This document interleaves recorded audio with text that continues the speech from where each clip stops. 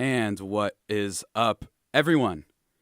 It's the top of the hour here on 90.3 WMSC Upper Montclair, 10 a.m. Eastern Time, and you know what that means. It's time to kick the tires and light the fires, Big Daddy. It's time for the Digital Dash. I am your host, Javier Reyes, of this wonderful college news network that we all reside in here. And for the next 3 hours, I'm going to be talking to you about all the stories, impressions, unabashed opinions, and the little idiosyncrasies out there in the world of pop culture goodness, and sometimes featuring only, and I mean only, the most illustrious of guests. And let me tell you, folks, today, that opening statement rings more true than it ever has before. On today's show, I'm glad to be interviewing Mr. Clay Enos, a legendary photographer who has worked on a lot of Warner Brothers Pictures stuff. That's where you might know him from the most, like A Star is Born, Watchmen, a lot of the DC extended universe type of films with Zack Snyder. Really excited to do that. I'll also be talking with my friend Mario Papa, who actually was the first person I ever was on a radio show with. It was the first time, before I even had my show, I actually remember going on his show. It was like two and a half years ago, I believe. If I'm not mistaken, I think it was my sophomore year. I don't remember exactly, but that's what I remember. And he's coming on to talk about the latest in sports, just because sports are driving me crazy lately. There's just been a lot of weird things going on. I just wanted to just talk with him about it because he's a sports guy, and I like sports people. Sports people are pretty cool. Then after that, I'm talking about my opinions on Captain Marvel, which I saw on Thursday. I didn't see it on Friday. I saw it on Thursday night with some friends of mine. My OG Marvel group from over the summer, saw it with most of them, give my thoughts on that, and the kind of the situation surrounding that movie, and a lot of the weird media that has been following it. And by media, I mean not media, I mean fake kind of awful people, and the controversy surrounding it. Kind of a fake controversy, but we'll get into that later. And then lastly, I just want to give a little bit of a tribute to Mr. Mario, not Mario Papa, but Mario the gaming icon. Yesterday was March 10th, otherwise known as Mario Day. If you don't understand what I mean by that, then just look at what it looks like when you put M-A-R and then 10. It looks like it spells Mario, I just want to give a tribute to him, talk about some of the best games in the franchise, and just my thoughts on Mario. The true GOAT. We throw the word GOAT around a lot when discussing things. But Mario is definitely one of those. Definitely one of those. Mario Papa, too. He's one of the GOATs, too. For sure. But before all of that, guys, we're going to take a little bit of a break, and when we get back, we're going through the news roundup that I do every show in the form of the opening dash. Keep it here. Keep listening. It's going to be a good show, guys. A little nervous, not going to lie. A little bit nervous this time. It's like my first professional kind of interview. Usually it's just me and my silly friends just talking about weird stuff every week. And now I'm actually interviewing someone pretty awesome and really talented and important, So I'm really excited to do that. But yeah. We're going to take a little bit of a break, and when we get back, we're going to get right into the opening dash. So stay tuned, guys. Listen to 90.3 WMSC, Upper Montclair.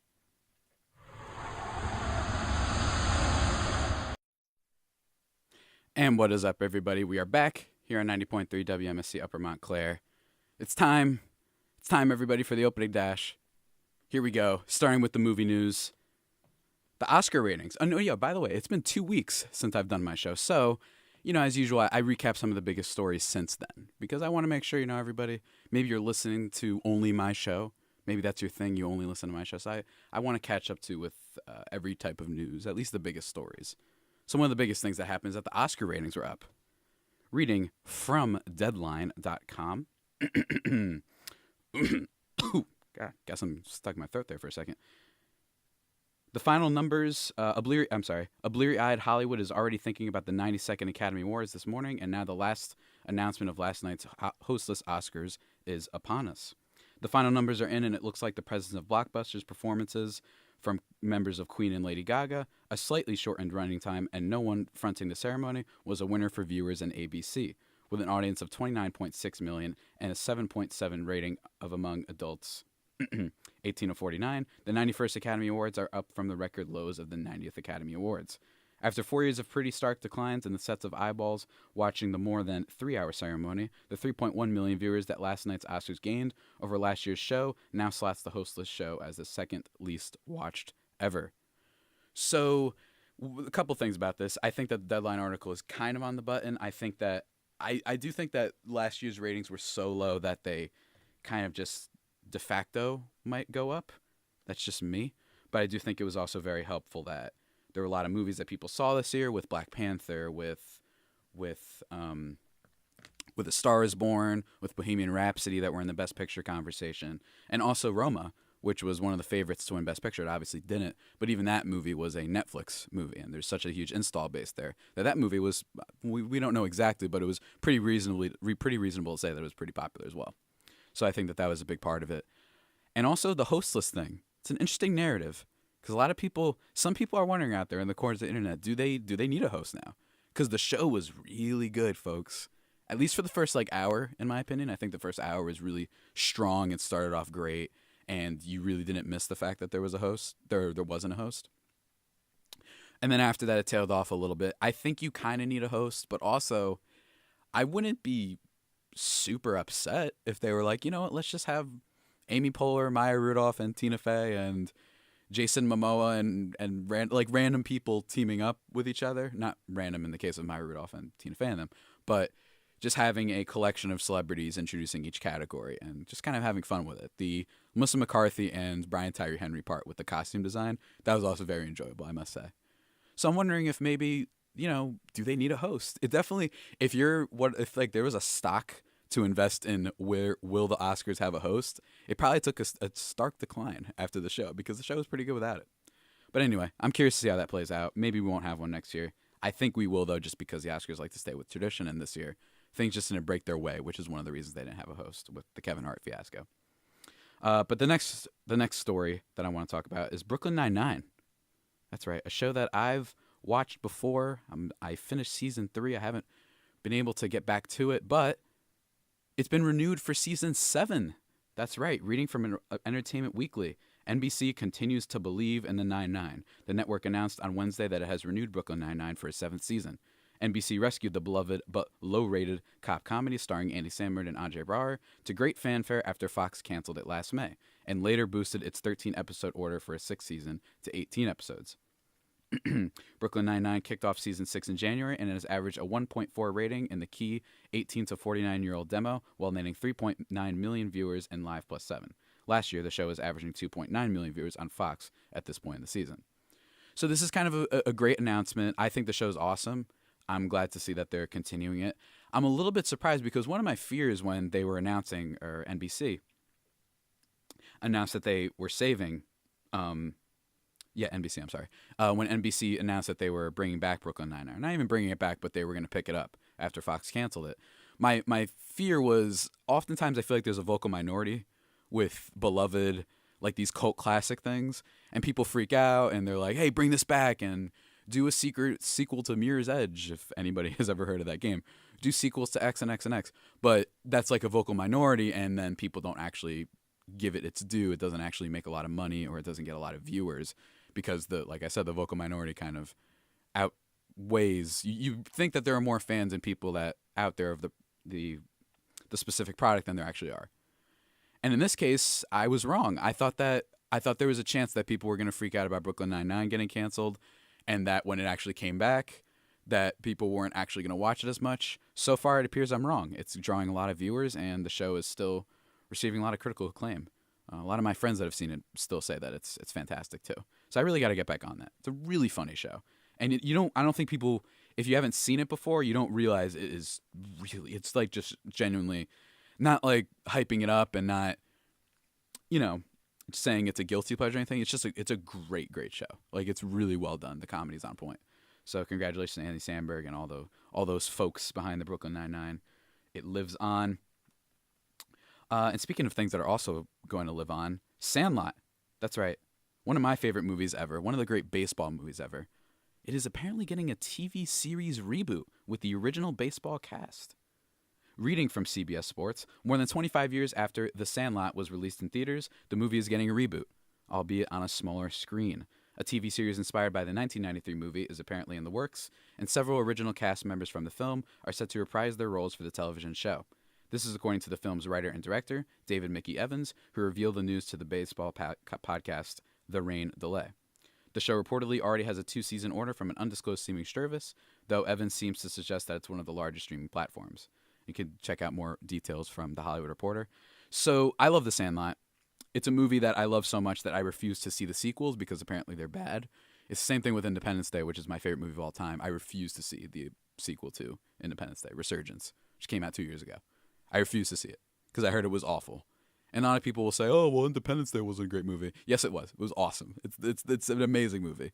And yes, a sequel could have been good, but apparently it was bad. So anyway, with The Sandlot, I don't know how necessary this is. It probably isn't necessary. Most of these reboot sequel things of old properties rarely ever are. But I could see this working. I could see it being fun. I'm curious to see which streaming service it is. I imagine since they hinted, David Mickey Evans hinted at it being a bigger one. You know, you're looking at Netflix, at Hulu. I think that there's potential there, and I think that we're kind of ready for some baseball movies.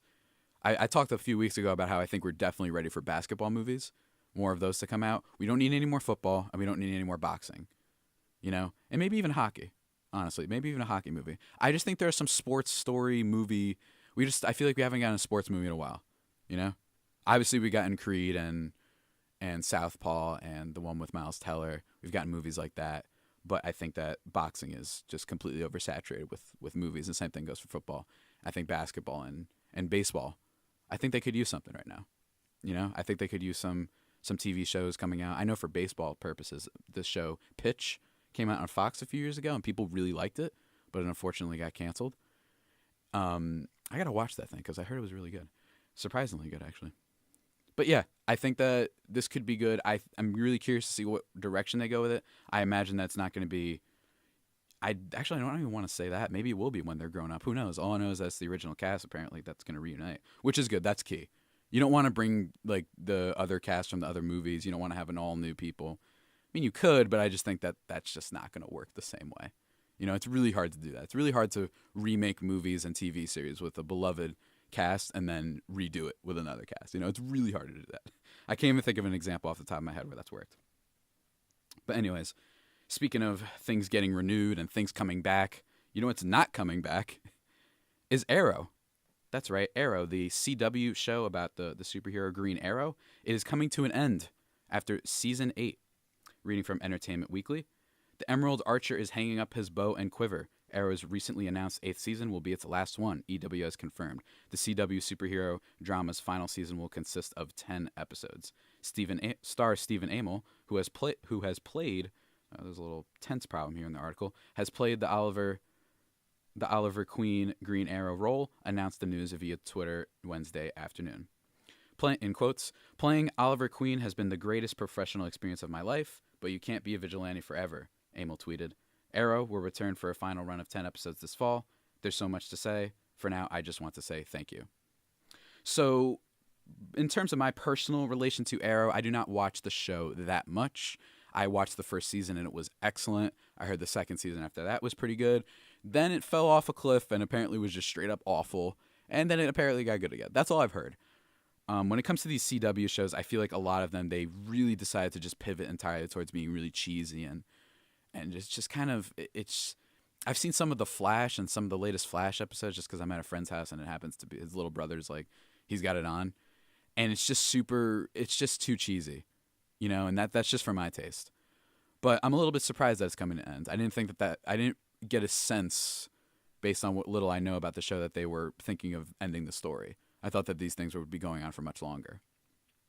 But still, maybe he'll appear in, because they do this like cross universe stuff. They're basically, you know, there's a DC universe that's TV with the CW. So I'm curious to see if that character maybe lives on in some of the other shows, except not having his own. So we'll see what happens there. I'm curious to see how it ends, though. Moving on to the next story. Let's see here. What should I mention? We got some interesting stuff here. Yeah. Okay, there's a Dark Phoenix trailer. X-Men Dark Phoenix, the sequel to X-Men Apocalypse and all the other X-Men movies. There's another trailer released last week. Movie set to be released on June 7th with director Simon Kinberg. It is his directorial debut, actually, and for just in general, but also for the X-Men franchise. He's been a writer and producer for the series before, but this is his first directorial debut. And personally, the second trailer, I thought the first one was better. And I think it's an interesting choice where they kind of seemingly look like they spoiled something. In this latest trailer, they might have spoiled a character that might die. That's just me. That's what it looks like. And I also think that I just feel like the X-Men franchise, ever since Days of Future Past came out, and of course, except Logan. Logan was a standalone kind of thing, with a movie that I love. I think that X-Men Days of Future Past should have been like the last one for a while. That really was a climactic finale type of movie. And they've just been trying to raise up the ante with the last movie with Apocalypse, which I thought was really bad. And now you've got Dark Phoenix, which is a famous storyline. It's one of the most powerful characters in the Marvel Cinematic Universe when Jean Grey has the Phoenix power and the Dark Phoenix power and all that stuff. I think Sophie Turner's great as Jean Grey. I don't think acting's rarely a problem with any superhero movie, to be honest. And this one, I just think it looks a little bit, it looks a little flat in my opinion. It just feels like they're trying to do a famous story again. And I don't think they're quite ready to do something like that. I'm not getting a good vibe from it. But then again, people like to act like, yay, Marvel's going to own Fox and they're going to save the X-Men and make good movies out of them. The X-Men movies have been good before. You know, they have some great ones, like the aforementioned Days of Future Past and Logan and X-Men 2 and X-Men X-Men First Class, I mean. They've made good X-Men movies before. So if this one was good, it wouldn't shock me, you know? But if it was a disaster and it was the final showing from the Fox studio side of things for X-Men and for that to end in a bad way, it would be sad, but it wouldn't be too surprising. I just think that it's... And also, these movies tend to struggle, the X-Men franchise as a whole, both comic books and movies. Without Wolverine, the character, it's been shown throughout history that the franchise struggles a little bit financially. It doesn't quite gain the same run and the same attention as it usually does without the character of Wolverine. So is it super necessary? I'm not sure. Is it like LeBron and the Cavs? I don't think it's like that. I don't think he carries the X-Men. I think the X-Men are awesome. I just think that it's hard to... He's just such a popular character that sometimes it's hard to do without him. But moving on to another story. Rotten Tomatoes. This happened about a week or so ago. About 2 weeks ago, actually. Rotten Tomatoes removed a percentage and comments before a movie's release.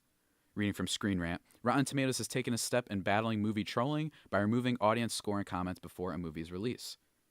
This move comes after the site got inundated by negative reviews for Captain Marvel, a film that has not yet premiered. Of course, it has premiered now, but moving on. Rotten Tomatoes users responded negatively to comments made by Captain Marvel star Brie Larson, who asked for more diversity on her press tour, as well as spoke about feminism in the movie.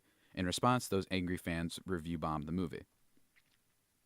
Since then, the trolling has continued. Most recently, some disgruntled Star Wars fans took to the site to begin review-bombing Star Wars Episode 9, a movie that won't come out until the end of 2019. Even more ridiculous is Episode 9 has not even yet released a trailer for the film, suggesting that these so-called fans are acting out in response to their continued anger over Star Wars The Last Jedi, which released way back in 2017. It's become such a problem that many Rotten Tomatoes users have felt that the site has become irrelevant, as the pre-release reviews tend to be skewed by those trolling these films. Apparently they removed, also reportedly, this is in the article, but I was checking out before, they removed something like 50,000 review scores, which is a lot. So here's the thing. I'm going to talk about this more later, but spoiler alert, I want you guys to really think about why people are review bombing these movies. Just think about it. You know? What's different about Captain Marvel? Just on the face, the exterior, you know, at face value. What's different about that movie versus some other Marvel movies? Just think about it for a second. Not to bear, you know, to spoil the lead or whatever you want to say. But, you know, that's just my thought. I think it's kind of obvious what's going on here. And I love nerd culture. I'm a part of it. I think they have to get their stuff together. This is a problem.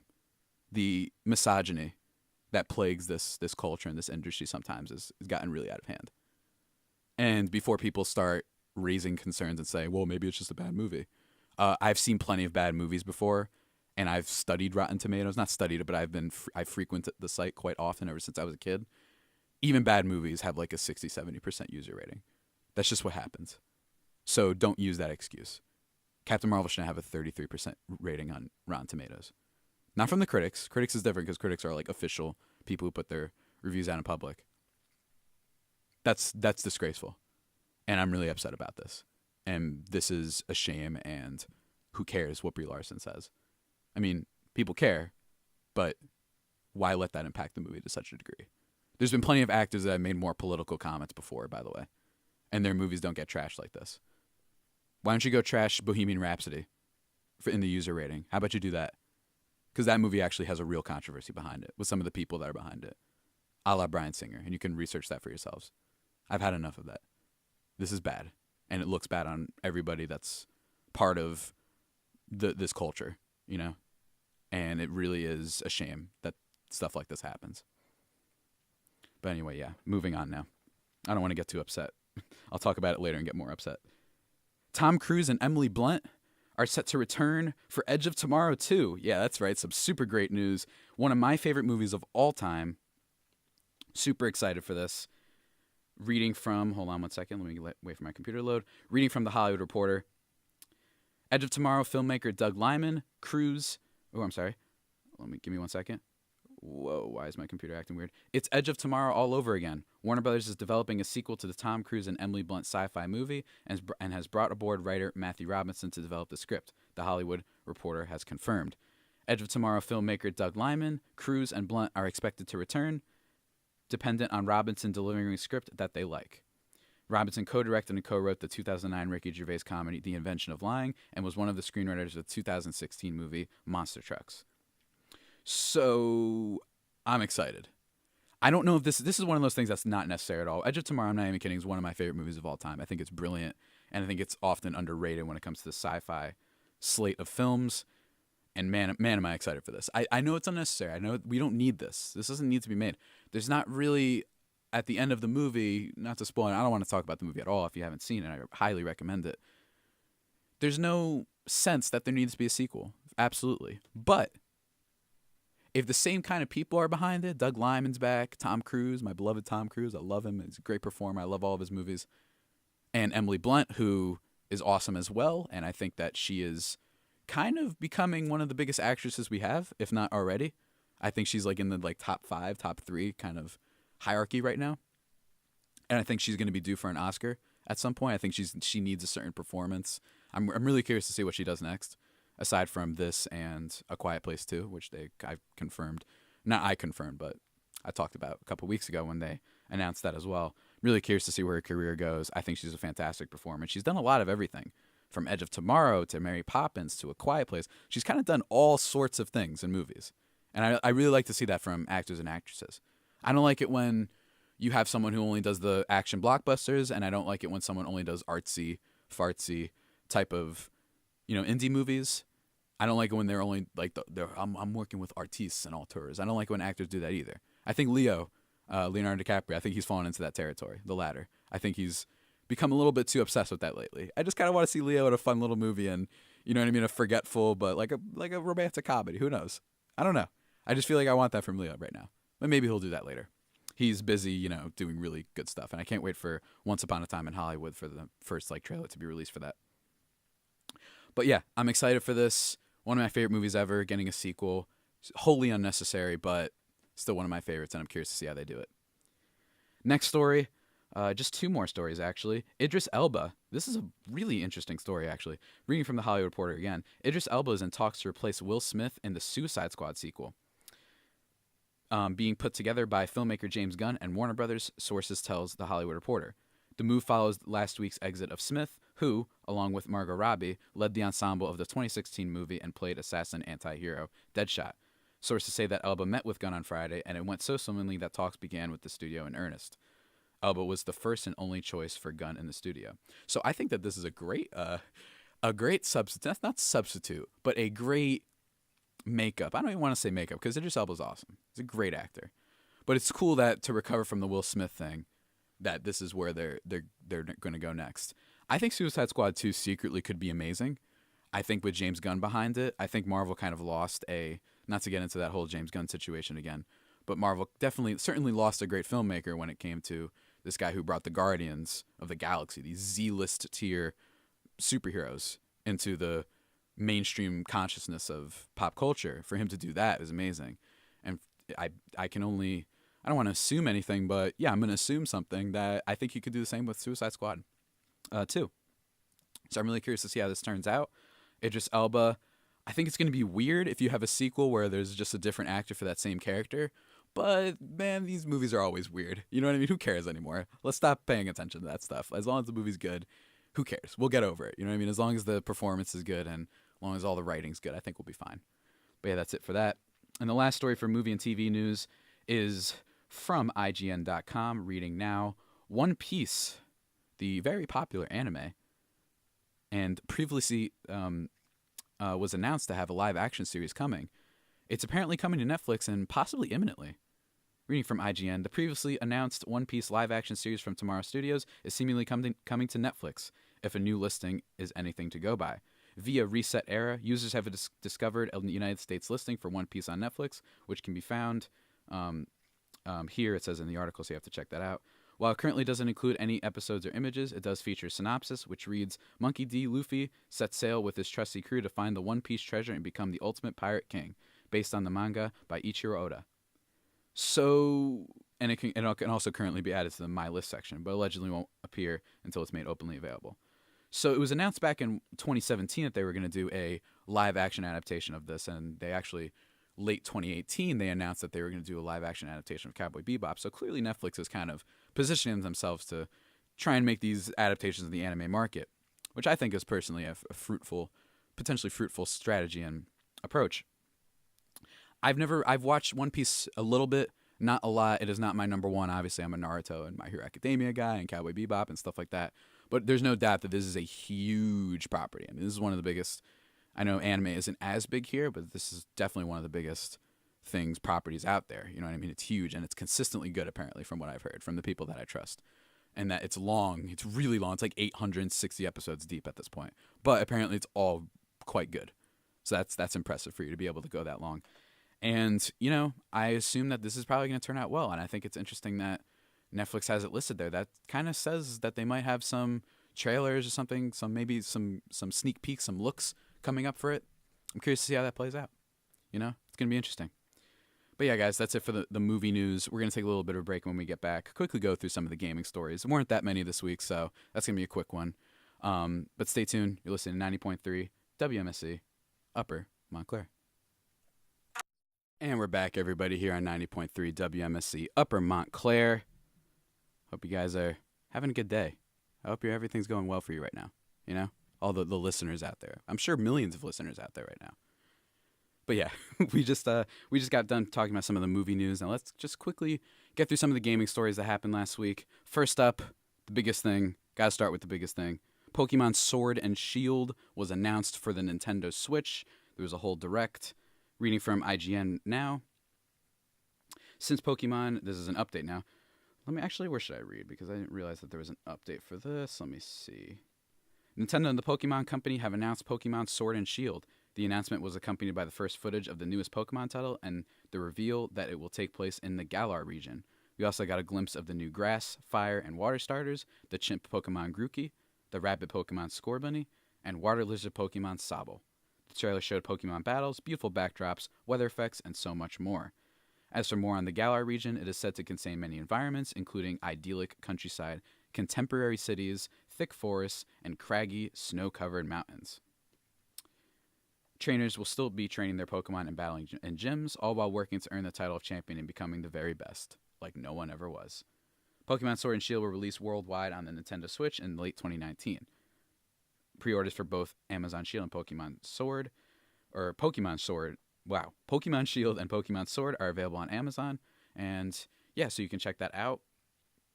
There's been some updates, like let's see some of the updates that you can expect. Some Generation 8 Pokemon in there. Like there's a bunch of stuff coming out, and you can check that all out if you want on your own time. So this is kind of exciting. It's going to be a big release. Obviously, people have been waiting for a core Pokemon RPG title to hit the Switch. We got the Let's Go Pikachu and Let's Go Eevee games that were released late, or actually I think it was early this year, I believe actually those came out. I'm not entirely sure about that. But those were kind of Pokemon Go inspired, I don't want to say kids games, but kind of kids games like mini versions, you know, the light version of Pokemon RPG. And now we're getting a real thing. I'm excited for this. I haven't actually played a Pokemon game in quite a long time, at least a new line entry in the series in quite a long time. I think the last one I did was Diamond and Pearl, actually, which is back when I was still in middle school, I think. So it's been a really, really long time. But I'm all in. I think that Score Buddy kind of looks cute. They all look cute. I like the starters. The starters are all super cute. I think that this is definitely a title that Nintendo's counting on to do well, and I imagine it will. People love Pokemon, and it's only been doing better. As you know, you got Pokemon Detective Pikachu coming out, so people are definitely looking forward to this. And I'm one of them, and I'm excited to get it for my Switch. And potentially, it'll be the first time in a while that I play a Pokemon game. It's gonna be interesting. It's expected to release late sometime in 2019, so I imagine probably around Christmas. It makes sense for them to do that, and I'm excited to check it out. Won't have my show probably at that point, but I don't know. Maybe if some people follow me outside of the show, maybe you can check out my opinions there. I don't know. We'll see what happens. We'll see what happens, folks. Exciting things are happening. Let me tell you, it's an exciting time we live in, even if occasionally a dark time. It's still exciting. They're still good out there. But yeah, that's it for that. Next story. There was a new Overwatch hero that was revealed last week. Reading from Engadget, the next Overwatch hero is a battle-scarred combat medic. Baptiste will give healer fans one more character option. Overwatch fans only have a handful of options for healers, but they're about to get one more. Blizzard has revealed that the game's next hero is Baptiste, a Haitian combat medic who grew up an orphan during the Omnic Wars and learned hard lessons about helping others and choosing sides. There are precious few details in the preview, but an earlier teaser letter hinted that Biste's hallmark is an adaptability to new situations. He may be closer to Ana, who can play an offensive role in a pinch, than more support-oriented heroes like Mercy and Zenyatta. So there was no mention of when you can expect him in action. You can check out like the short that Blizzard released on the character. It looks really cool. And I mentioned this just because Overwatch is certainly one of the bigger games out there. It's certainly one of the bigger competitive esports titles out there, even with, Fortnite and Apex Legends certainly have been big in the last few years. Overwatch is still huge. And it's always cool when they announce a new hero because I like Overwatch. It's not a game that I've played I don't have it on my PlayStation 4, but I've played it a lot at other people's houses and on an Xbox. One that I borrowed from a friend like 2 years ago. That was really fun. And it's a really well-made game, and the diversity of characters in that, both in terms of actual abilities and in terms of look and their personalities, I think that's what makes Overwatch shine. And that's why it's such a colorful, resplendent-looking game that I think a lot of people appreciate, myself included, even as someone who doesn't really play games competitively anymore. I don't really play shooters as much. I just try to have fun with narrative-driven, cinematic kind of experiences, at least typically. But yeah, that's it for that. The next story, Death Stranding, the Hideo Kojima game. He says that it's a little behind schedule. Reading from Screen Rant, Death Stranding is currently lagging behind its internal development schedule, according to studio head Hideo Kojima. The game's official release date has yet to be announced, although many rumors, including those instigated by Kojima himself, have speculated that the title will be launching in 2019. Death Stranding is the first AAA project that Kojima's new studio, Kojima Productions, will release. The company was formed out of the messy 2015 split between Kojima and his former employee, Konami, and the man many believe to be one of the most creative thinkings in the entire industry has been patiently chipping away at Death Stranding ever since. The project involves several celebrities who are fans of Kojima's prior work, including The Walking Dead's Norman Reedus and the versatile Mads Mikkelsen. Also, Guillermo del Toro. He's another one that's part of it as well. So a lot of people involved in this. Kojima's a genius. And I'm not surprised with this. Guys, Death Stranding isn't coming out for a while. Stop. He literally made the studio months after he was let go from Konami in 2015, and they just start working on the game. I wouldn't be surprised if this is a PlayStation 5 title. I have almost no doubt about that. It's not coming out now. All we've gotten are cinematic kind of story trailers, really, with the exception of one which kind of showed some gameplay and whatnot. We haven't really gotten that much. It wouldn't surprise me if this game hits in 2021, honestly. I think that it's a PlayStation 5 title, and I think it was kind of silly for them to show it off as much as they have. They haven't showed it off so much. Not that they've shown it a lot, but they've shown it frequently. They keep showing it every E3, and I think that that's been a mistake, and that has caused people to, as a result, kind of wonder when this thing is coming out. Because if you keep showing stuff, people get this idea that means that it's close, and I don't think that it's close. I think they should have just had the reveal and then kind of kept quiet ever since then. It's cool. We get it. You're Kojima. You're great. We'll buy your game because people are excited, and he's a genius. He's an absolute genius. Kind of like the Kanye or like the Tarantino or the Guillermo del Toro of the gaming industry, and I can't wait to see what he does with Death Stranding. But yeah, this doesn't surprise me at all that it's running behind schedule. Sorry to spoil people, but yeah, this game isn't coming out for a while, at least in my opinion. And the last story for the gaming news is that EA, Electronic Arts, the bane of the video game industry in a lot of ways, especially lately, they won't have an E3 press conference. Reading from GameSpot, following in Sony's footsteps, EA announced it will not have an E3 2019 press conference. Its annual EA Play event will still run from June 7th to 9th, however. This will be an opportunity for fans and press to see the latest games lineup on PC, PS4, Xbox One, and Nintendo Switch. So yeah, guys, it's whatever. I don't care about this, but I think it does lend credence to the belief that E3 is slowly dying and its relevance is waning quite a bit. And, you had Sony announce that they weren't going to be in it either. I wouldn't be surprised if other publishers backed out as well. Maybe Microsoft might. And I think Sony will be back. I don't think that this is a permanent thing. I don't think this is a permanent thing for EA. I do wonder what it says about EA, though, that they're skipping this. They might be in a bad spot. I think with the whole Star Wars debacle and Mass Effect and now the Anthem thing that's going on right now, I just think that they're in a weird spot. So maybe taking a year off from E3 might be the best idea, especially since their conferences are usually terrible and everybody hates them when they go on up there. It's always terrible. It's literally always bad. And people don't know why they have to be so bad, why they have to be so robotic and corporate. Just come out there and have fun and just tease the games a little bit. Make it like a nice, spicy, 45 minutes. You don't need to make it 3 hours. Enough. We get it. You're doing Madden again. You're doing FIFA again. You're doing NHL again. I think that's EA. It's just enough. You know what I mean? It's just they tend to just have awful press conferences, so they're not going to be missed as much. Although I do wonder what the impact says, what it means for EA, if they might be in a bad spot and they're trying to recover from it publicly, PR-wise. And I do wonder what it says for the future of E3, which is a show that I love and I look forward to it every year. That's my Super Bowl. Some people it's the actual Super Bowl. Some people it's the World Series. Some people it's the Oscars. Some people it's the election Tuesday. Shout out AJ Malillo of WMSC for him. But for me, it's E3, and I always look forward to it. And I was really sad when Sony announced they weren't going to do it. But maybe it might end up being in the best interest of everybody else. Maybe we don't need these elongated, prolonged ceremonies and press conferences. Maybe what Nintendo does with their little direct video things that are a nice 30 minutes where they just go through everything, remove the whole awkwardness. Maybe that's what the future of this is. But who knows? I don't know. I don't know anything. I don't know why you guys are listening to me, honestly. But yeah, guys, that's it for the gaming news. I usually mention how you can check out the Montclarian as well. I'm an assistant entertainment editor there. There's all types of cool stuff you can read there. It's really just a lot of cool stuff there. Let me tell you. There's a Captain Marvel review. It's coming out. Or it might have came out already. I'm not exactly sure. I'll have to check that out. I've been busy. Haven't been able to keep up with that. But really exciting stuff.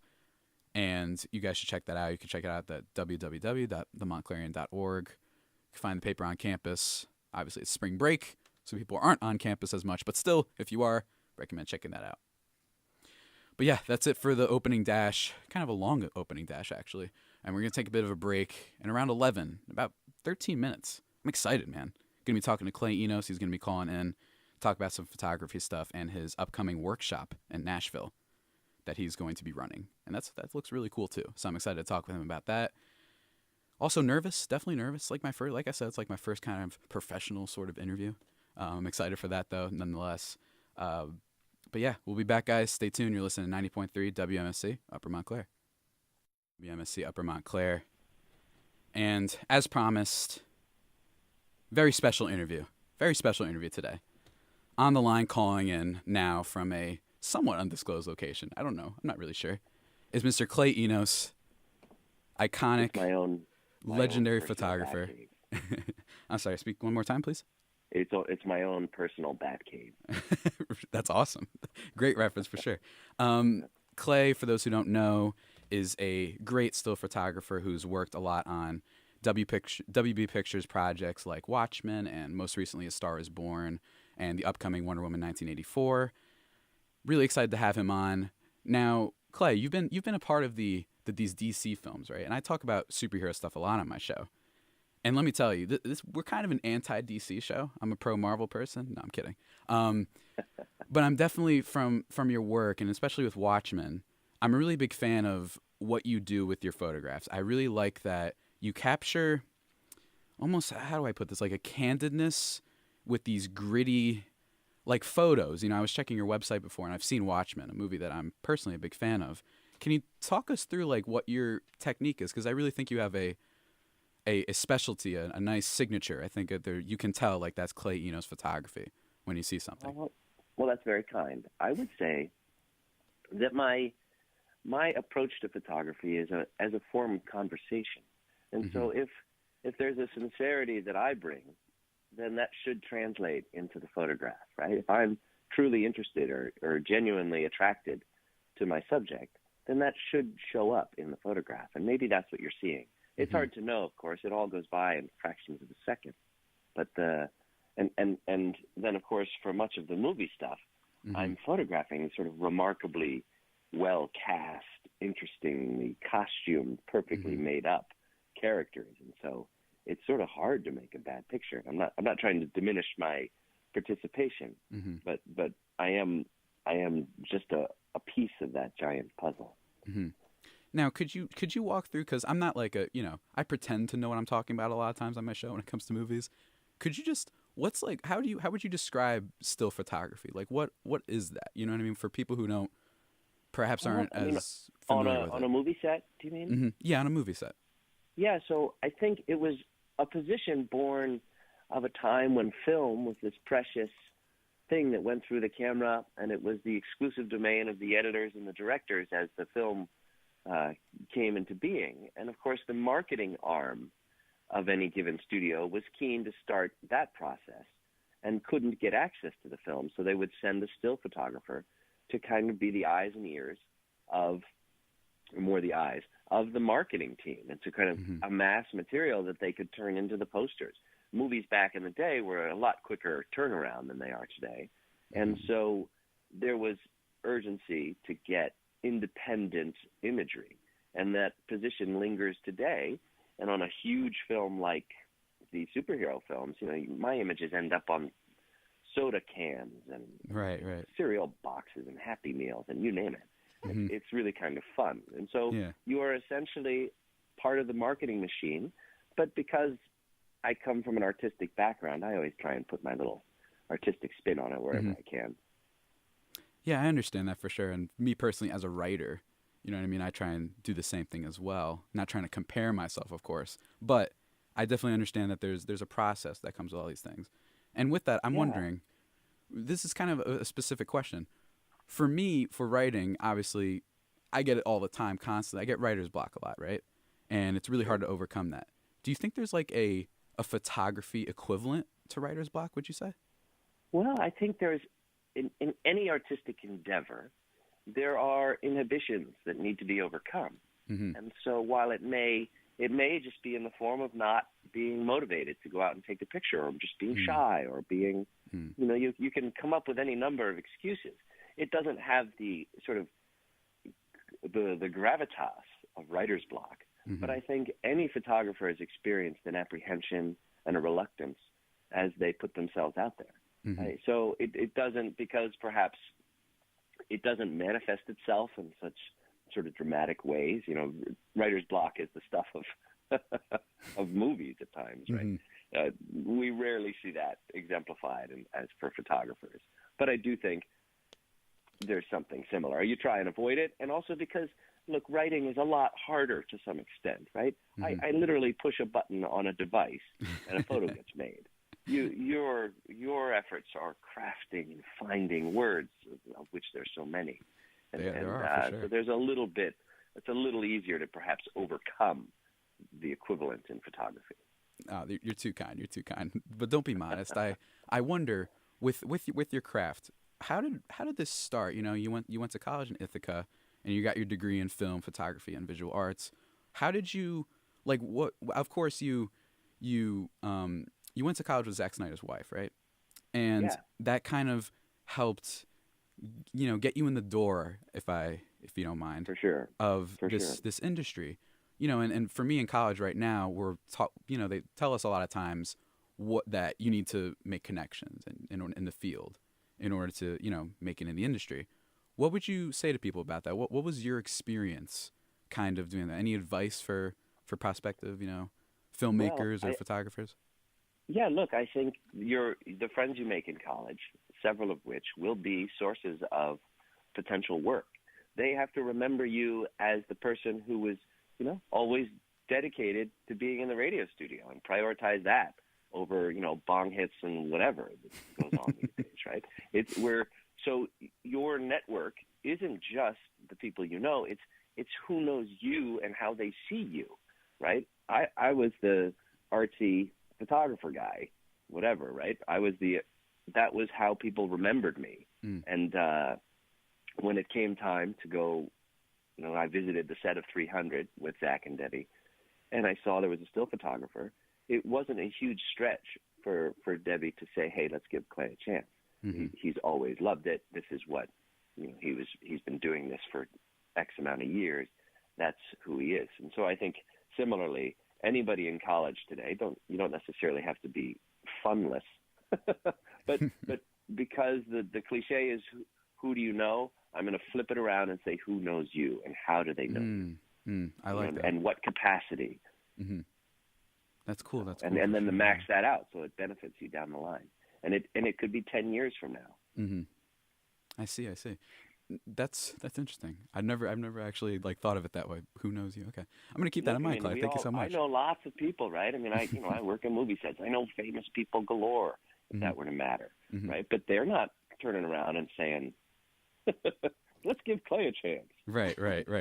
There's so many people out there, it's hard. Yeah.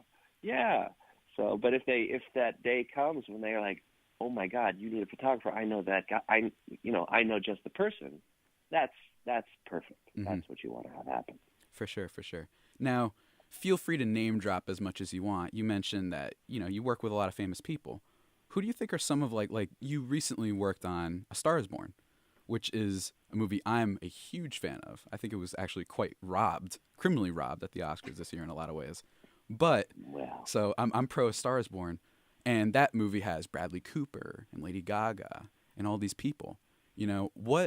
Who do you think, what is it like working with those people, and what do you think are like some of your most memorable moments? Like, who have you worked with that you were like, wow, this is like an incredible thing I'm witnessing right now? Well, I mean, in terms of performance, Lady Gaga was quite remarkable. She is a born performer, and as a rule, given the nature of films that I've participated in, tearing up on set isn't the norm, and she had me do it twice. Right? I mean, part of that is the nature of the performance and the role she was playing, but she's really quite something, and awesome to be exact. And then in terms of other stuff, I love working with Gal Gadot, who is just couldn't be sweeter and more fun to watch as Wonder Woman. And since I've been with her since her casting, in terms of making her pictures as Wonder Woman, that there's a level of relationship there that takes it away from any of the kind of fame or stardom and just into a friendship and relationship. And I love that. In a perfect world, I'm not awestruck by their status in the world, but more about just having a nice conversation. When you're sitting having a cup of coffee in the dark corner of the studio. So that's more of my style. Right. So you would say it's almost once you kind of are in this industry and once you're working with these people, it becomes a little bit of a norm, and it becomes just people who, if I could say it this way, are just, they love their craft, and eventually that becomes the common language.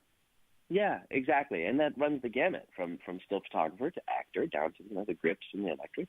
When you get a nice team together and you're working for months together, there's this lovely sort of cohesive, everyone knows their responsibilities and is aligned, usually under the auspices of a good director. They always say it's top down along those lines, that starts at the top, and I would generally agree. And the actors fit in there as well. If you've got some sort of super diva, whatever, who's always shooing me off set because they don't like the still photographer, that's really just signaling, and everyone gets the message. Right. Has that ever happened to you with anything on set? No. It happens, but that's not. It's not something you worry about. In fact, it's one of those few times when I feel like I'm actually contributing, because I'm on set every day, not making the movie. Right? I work for the publicity arm of things, and so I could be curled up in the corner having a nap. To be honest, I mean, it might be my last movie, but the movie gets made regardless of my participation. When I'm actually shooed away by an actor trying to sort of signal that they're in a bad mood, I play the role of pawn, and everybody tightens up the ship a little bit as a result. I see. So, but it's a very rare thing, and it is, you don't take it personally. It has nothing to do with me or my position. Mm-hmm. It has everything to do with an actor who needs to tighten up the ship a little bit, send the signal. Right. I'm curious. You mentioned before that you teared up on set watching Lady Gaga perform. Do you remember what scene that is? Just because without giving too much away, but Okay. there was a song sung at the end where the set was a bunch of beautiful light bulbs in the dress, and another scene when she returns home and is upset. Okay. Smashes some picture frames. All right, great. Thank you so much. Now I'll have a greater appreciation every time I see it, and I'll think of this interview. That'd be great. Now to pivot, because this is college radio, I was wondering, like, have you ever had any experiences in college radio or anything like that before?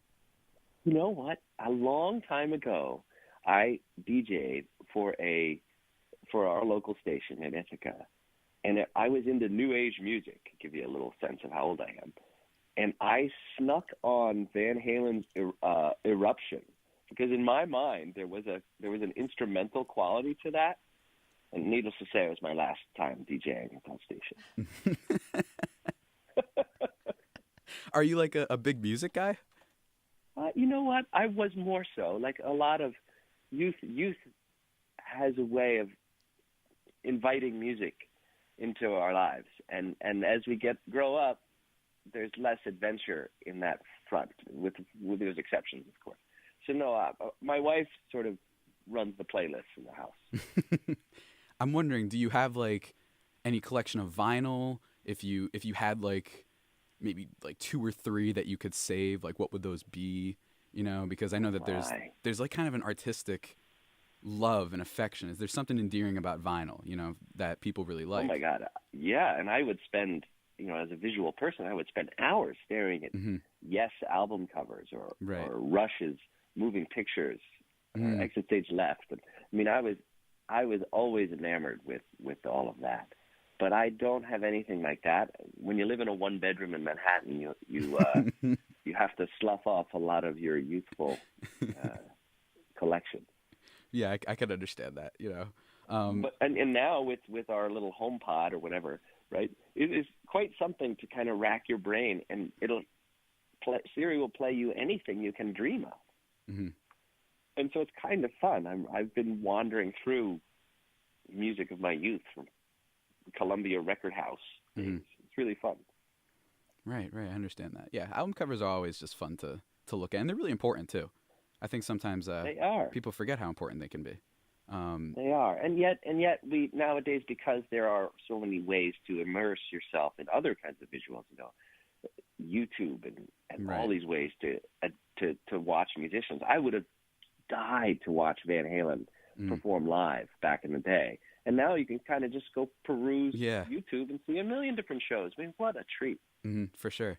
Do you think that, because this is kind of a conversation about society in general right now, do you think that because of that instant access, do you think that takes away sometimes from the appreciation for artists? I know that for me, you know, sometimes just in sports, people talk about Michael Jordan all the time, in my generation too.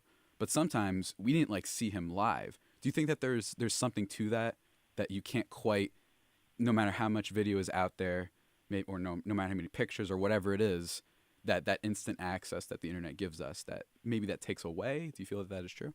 I don't know. I'm not a very good sort of cultural critic, but I would say that we have a tendency towards nostalgic thinking, and so I'd be cautious to think that somehow it was always better before. We're as an artist, we are always looking forward, and if you want to comment on today's sort of instant qualities, then you should just go do that and see what comes of it. It's not for me to sit here and just use words to lament or celebrate. I'd rather go express my feeling about the state of today. For sure. That's the most like artist thing you could possibly say. I appreciate that. Is that maybe that's an easy out too? Yeah, maybe. Who knows? Whatever out you want. I'm wondering though, when it comes to just another kind of artistic related question, what are some of like your inspirations? And to be more specific, if you can answer this question as well, is there like a specific, you know, I'm not, you know, overly familiar with this world, but like a photograph or an image that is kind of always in your mind when it comes to your work. Because for me, in writing, I always point back to this very specific piece I read years ago from a website called Grantland, which is now no longer there. It was about the Yankees. It was this Yankees Suck is actually what it was called. And I actually love the Yankees. And I always remember that piece being the one that I was like, wow, I want to like do this. Like, this is incredible storytelling. Do you have like any, maybe not even, maybe just a couple specifics that you can remember or point to? Look, I have favorite photographers, but I'm not sure I have set works, because the works, like a bottle of wine, you know, that encapsulates a whole story of a growing season in a place, you know, and a winemaker's vision, and a photograph can often be that too. So when you look at Richard Avedon's In the American West and these amazing portraits of these amazing people, but you consider that there was casting and there was travel and there was this whole, right, the happenstance of its natural light, all of that adventure still lives in those portraits. And I love that. And I try to make images that have that same kind of narrative structure, even though it's just a picture of a person. For sure. And it also depends a little bit, because there's so many kinds of photography. If I'm making portraits versus, say, just an iPhone landscape, or, you know, or some sort of quirky observation. So different references will come into my head based on that. I wouldn't, unlike writing, you know, the visual vernacular is radically different depending on what you're shooting. Okay, that's pretty cool. I was just curious, for sure. Yeah. I'm curious about a lot of things. You know, you've got some impressive work for sure. And one of the things you came on to talk about was your workshop from March 16th to 17th in Nashville. It's a White Avenue studio thing. Yeah, it's this weekend. Could you talk about that for a little bit? Because I'm surprised at some of the things here. I don't know anything about photography. Would you recommend this to people who have no experience, maybe some? What kind of, you know, seminar is this? How would you describe it? I mean, I would say this is a seminar for people who love photography and who are curious. They don't have to be photographers or even necessarily own a fancy camera.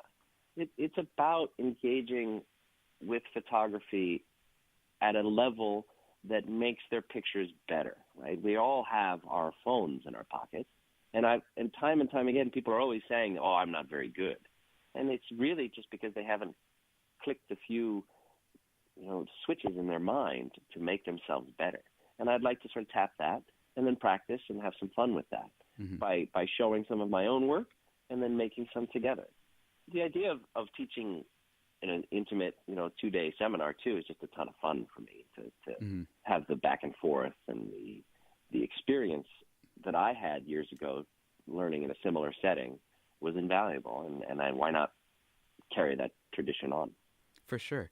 Now, if people are interested, how do they go about the registration process for this event? I'm part of a lovely new upstart social network that has no ads, no algorithms, no data mining, right? It's sort of the future, called Vero. Right. And you could go to vero.co, download it onto your phone or iPad, and just find me and register.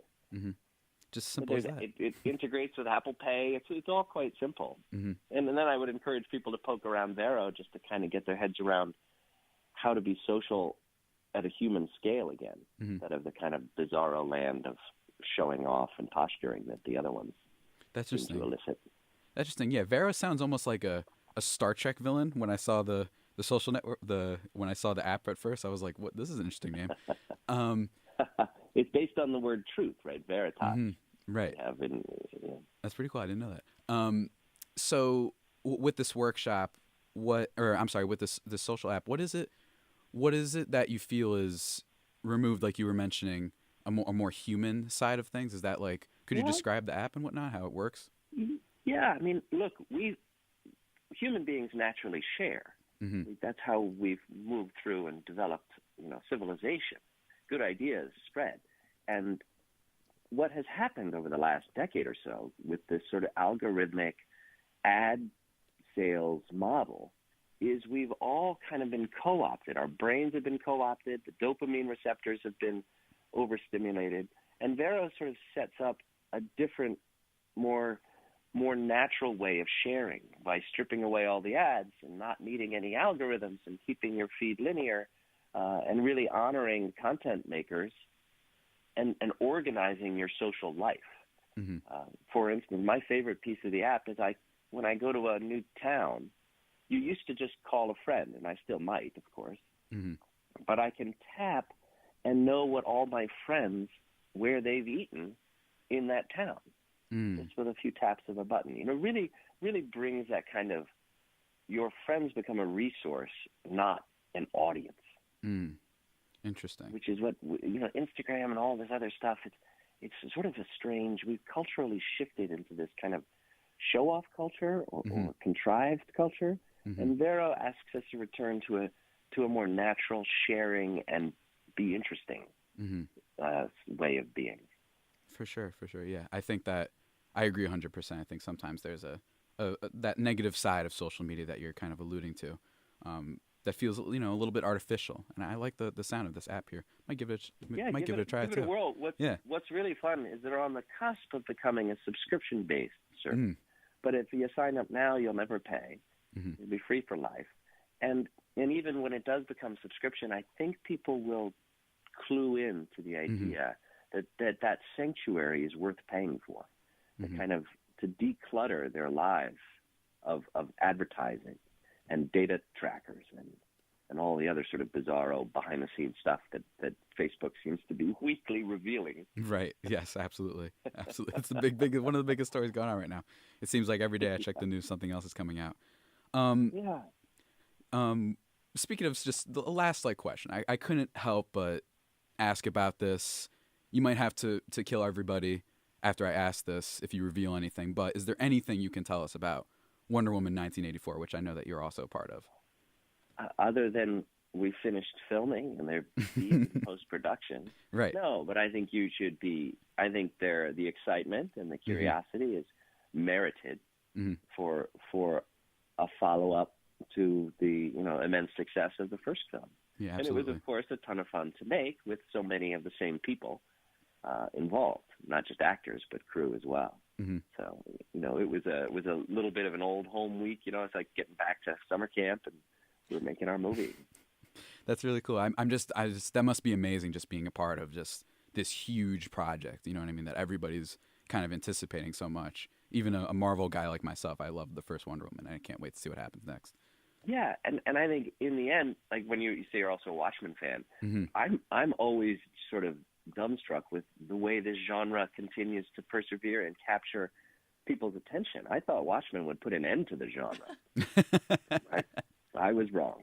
No, absolutely. Yeah, I think this is fair to say this is probably going to continue for a little bit longer. Yeah, I think it's going to go. Yeah. I wonder if they thought the same about like Westerns back in the day, It was like they couldn't get enough Westerns, and then one day no more Westerns got made.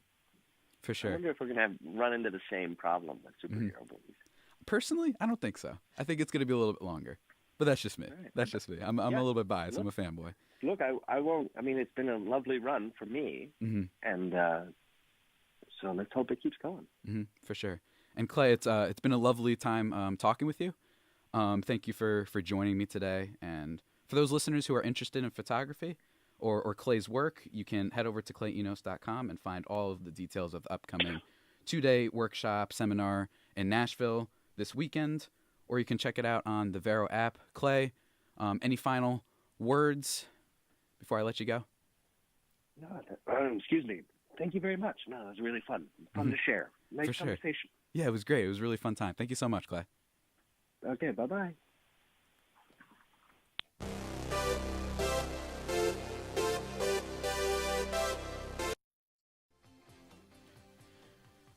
And everybody, you were just listening to Jump by Van Halen, of course. Van Halen, Clay Enos, photography, movies, Warner Brothers, Watchmen, superheroes, everything. That was awesome. I'm really happy that I did that. Mr. Me, Javier Reyes, the Digital Dash, always doing interesting stuff. But I have to say this might be one of the more interesting things. Actually, not even the most interesting. I really enjoyed talking with Clay about all sorts of things, the creative process. And, I hope you guys enjoyed the interview as well. I was nervous. I was nervous for sure, as one gets when they're talking to important people. I think that's just kind of comes with the territory, but it wasn't too bad, just hanging in there now. I'm a little starstruck in a lot of ways, recovering from what just happened in a little bit. But yeah, for sure, just the college radio news network, WMSC. Everything's going well here, and I'm glad to be a part of it. We're gonna take a little bit of break, guys. I'm gonna keep recovering from what just happened, and when we get back, my friend Mario Papa stopped by, and we're gonna talk some sports because that's what we do, and that's what he does. That's what I do. So yeah, guys, stay tuned. You're listening to 90.3 WMSC Upper Montclair. Adopt U.S. Kids. And what is up, everybody? We're back here on 90.3 WMSC Upper of the Montclair. What's up, everybody? How you doing? I've recovered from my what should I call it? Media interview stroke that I had, I guess. Does that count? I don't know if that's the right word for it. But now we're just to pivot away from the artistic process and all the movie stuff. That was a really fun conversation, man.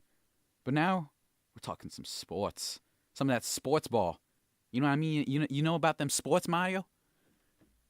That was a great introduction you just gave me. Yeah, man. How you doing?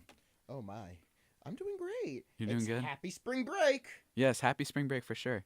And we're stuck here. No, I'm kidding. We're not stuck here. But here we go. All right, time for my rant. Spring break. Okay, here we go. It's not spring and it's not a break. I'm only here because we have to work on a project for Professor Franklin, and we have to go up to Prospect Park, New Jersey today in about another 6 hours. Yeah, 6 hours from now. So we got to do that, and just walking around campus, it just felt different. It feels like campus on like a summer day when like nobody's here, nothing's happening. You know what I'm feeling? I know exactly what you mean. It's always weird. It's like a ghost town out there right now. Exactly. It's like campus on the weekends, except every building's opened. For sure. So it's like everyone's in either Disney World or somewhere in Florida or Punta Cana or the Dominican Republic. I think Punta Cana is in the Dominican Republic. My one friend's in Nashville right now. Nashville? Yeah. I know people in Los Angeles. My roommate's in London right now. All right? I wonder how he's doing. London, it's currently 3:39 in London right now because there's a 4-hour time difference because we had to put our clocks back an hour ahead last night. So there's that. Yeah, 3:39.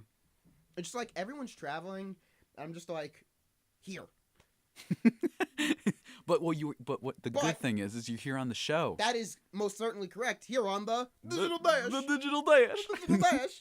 Call back to my Showmo from over the summer for those who remember. That was a summer Showmo? I thought that was for the fall. Oh, no, it was for the fall. I'm sorry. Was it? Yeah, it was for the fall. I think it was. Yeah, it was for the fall. It was for the fall. Because I it was summer and fall. Okay, yeah. Okay. We're good. My stuff. Yeah, we're good. You know it more than me, apparently. Yeah, I'm just very antsy to get this project done and over with because my mom's like, when are you coming back? I'm like, the earliest I'm coming back is Tuesday. Right. If not, I live here, so I could always just stay in my dorm, but I want to go back at least one more time before the spring break's over, even if it's just for a day or two. If I have to take the train to Penn Station and take the express bus back to Staten Island, then I will, because I've done that before. So it's like nothing's new. I've done it before, so if I have to have a Metro card with money on it. I just got to pay for the train ticket, so I'm just ready to go. You know what I saw over the weekend, though, when I was in the city? King Kong on Broadway. Oh, I saw that on your story. Yes, it was actually pretty good. I liked it. Really? That's nice. It was a very good show. I didn't even know it was on Broadway. It is. That's how removed I am from that scene.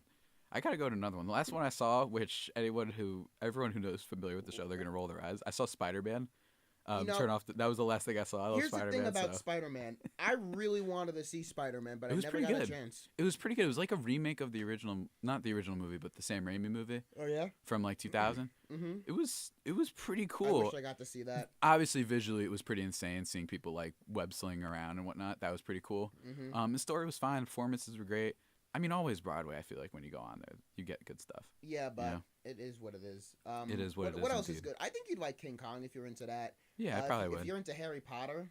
Oh, right. Harry Potter and the Cursed Child. I forgot about that. Right, the Cursed Child. Good. I heard that's great. See, I'm not into Harry Potter, so I don't want to see that. I really want to see The Lion King. I saw The Lion King. Lion King's good. Lion King's real good. I've never seen that. I really want to. That's like the next show on my list. I've seen Phantom of the Opera. Like, if you want a classic, you go see Phantom of the Opera. In all your fantasies. That was pretty good. I like that. I didn't expect that. He sang to me in dreams. He came. Sing That was pretty once good. again with me, a strange duet. My power over you grows stronger yet. It was a great show. And that was a great rendition of it. You think we'll get like a copyright thing for that? Probably not, right? No, All right, because we'll there was be no good. music. Yeah, there's no music. Just us singing. You never know these days, though. I don't know. There's just some weird stuff. Maybe I'm thinking of the YouTube stuff. Because YouTube, they get copyrighted for literally everything that people do. Yep. Even if they sing it. On YouTube's different. But, Mario, that was a great tangent. I appreciate it. What's funny is I brought you on to talk about sports, and you have a show here. I most certainly do. Mario's Tuesday Toss-Up. Which will not be coming back until 8 days from now. So what's that, the 19th? The 19th I'll have my show again. Unfortunately, I will not be having a show tomorrow because, one, it's spring break, and two, I need to edit this project. Or if need be, knock on wood, we don't need to. There's no wood in here, but I'm going to knock on a door anyway. Yeah. Knock on wood that I don't have to go back to Prospect Park tomorrow. Shoot, I'll be editing this project without you. Yeah. Hey. Whoa. I'm kidding. Easy. No, I'm kidding. I'm kidding too. Now, what's interesting about this, Mario, is people don't know. And they might know based on just us talking so candidly and easily with one another. The first show I was ever on was yours. Did you know that? I don't remember. It was a random... Now, do you remember New Jersey Local News, a class we took together? I remember you in my class. Yeah. You were? Yeah. Was it you and Brandon? Because I remember Brandon Drayton is an ADJ of mine. I forgot who it was. I don't even remember you coming on my show. So what happened was I remember randomly we talked in class and you were just like, hey, if you ever want to come on the show, go ahead. Whoever stops by, just come on in. Let's go. Let's do this is true. I literally let anybody come on the show. And it would be like right before my column writing class. That was at like 2:30. I think your show was at 1. And I remember I came on like kind of frequently. And your show was the first one that I ever like debuted on radio, and it was really fun. We just talked about all that sports stuff and all the Chargers and stuff. All the Chargers stuff. R.I.P. though. So what do you think about the Raiders picking up? For the football Antonio transition. Brown. Here's the thing. First of all, I think I'm sick of Antonio Brown. Disney Day 2. For those who can't, I'm gonna throw my phone against the wall. For the listeners, if I see another spring. Mario's got some Snapchats of people enjoying their spring break, I would say. Spring is that break. Christmas? What? That's a. It looked like a candy cane for a second. Coconut.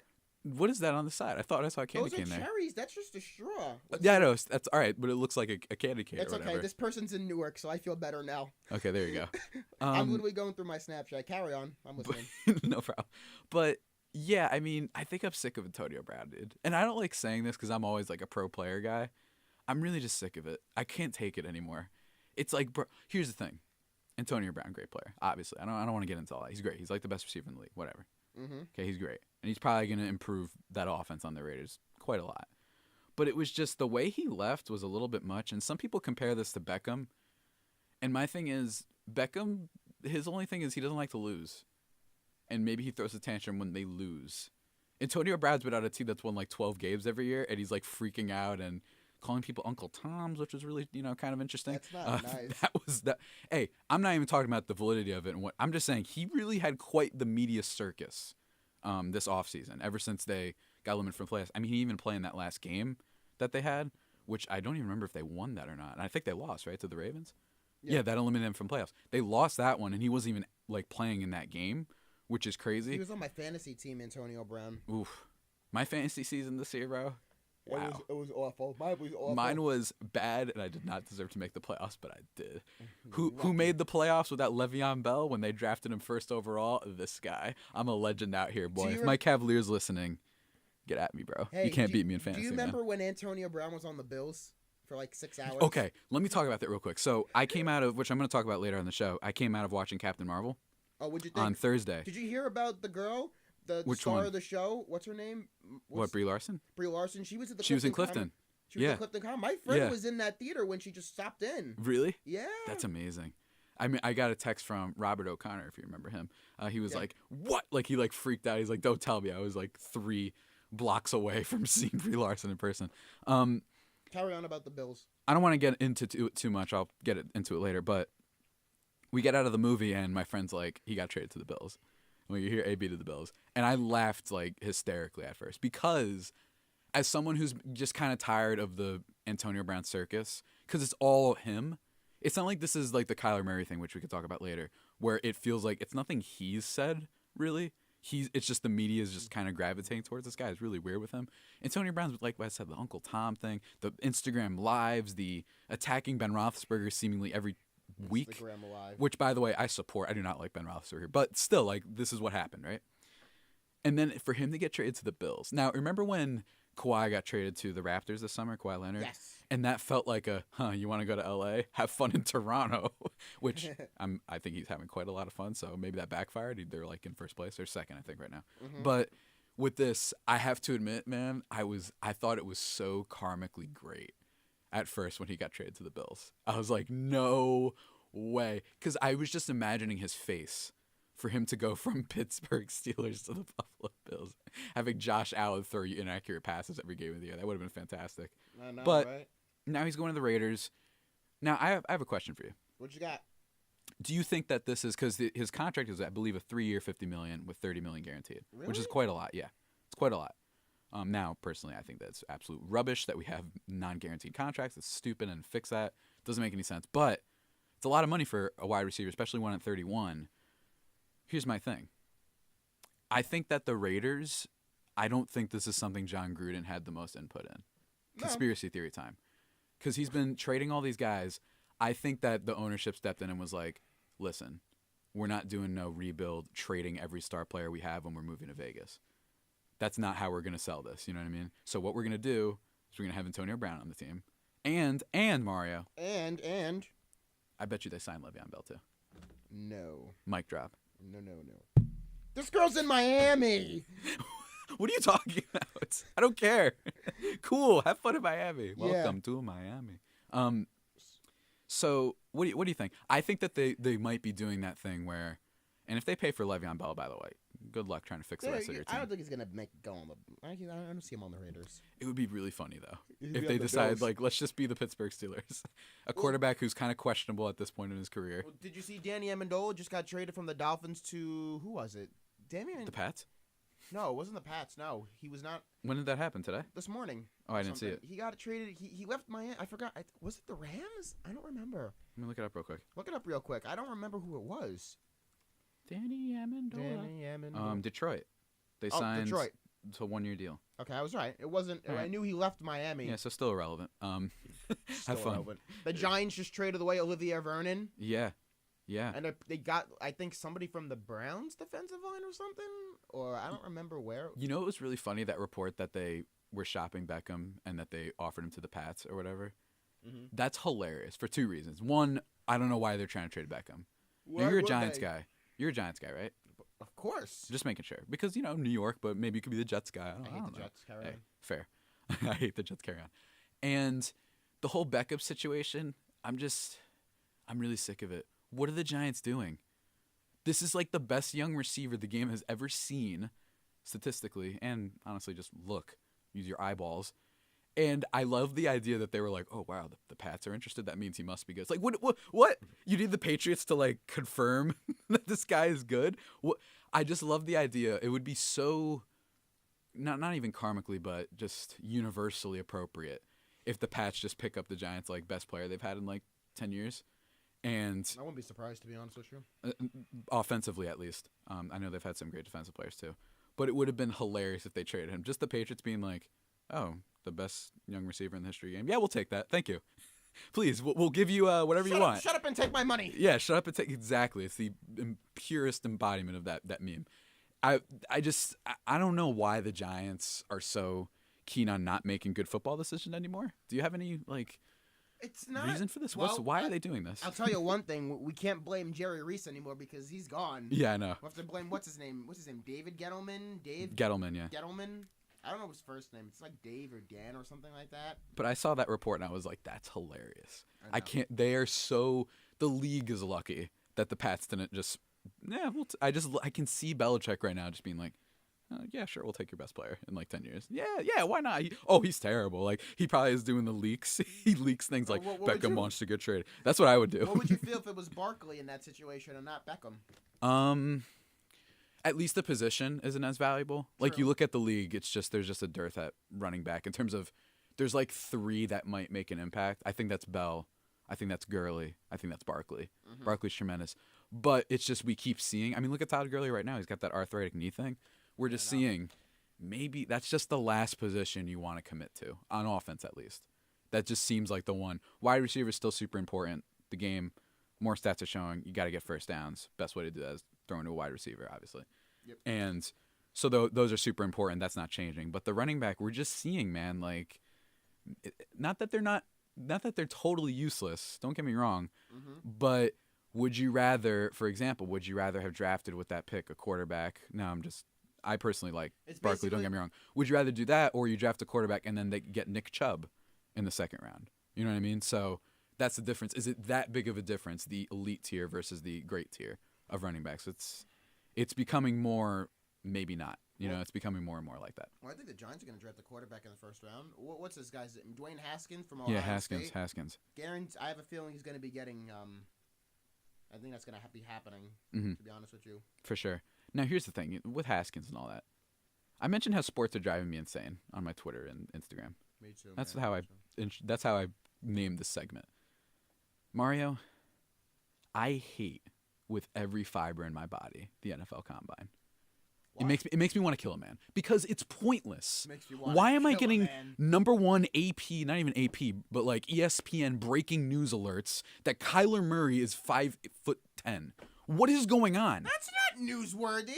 What is going on? Oh, look, this girl's in Sweden. Sorry. I'm starting to like this random She's outburst in stuff.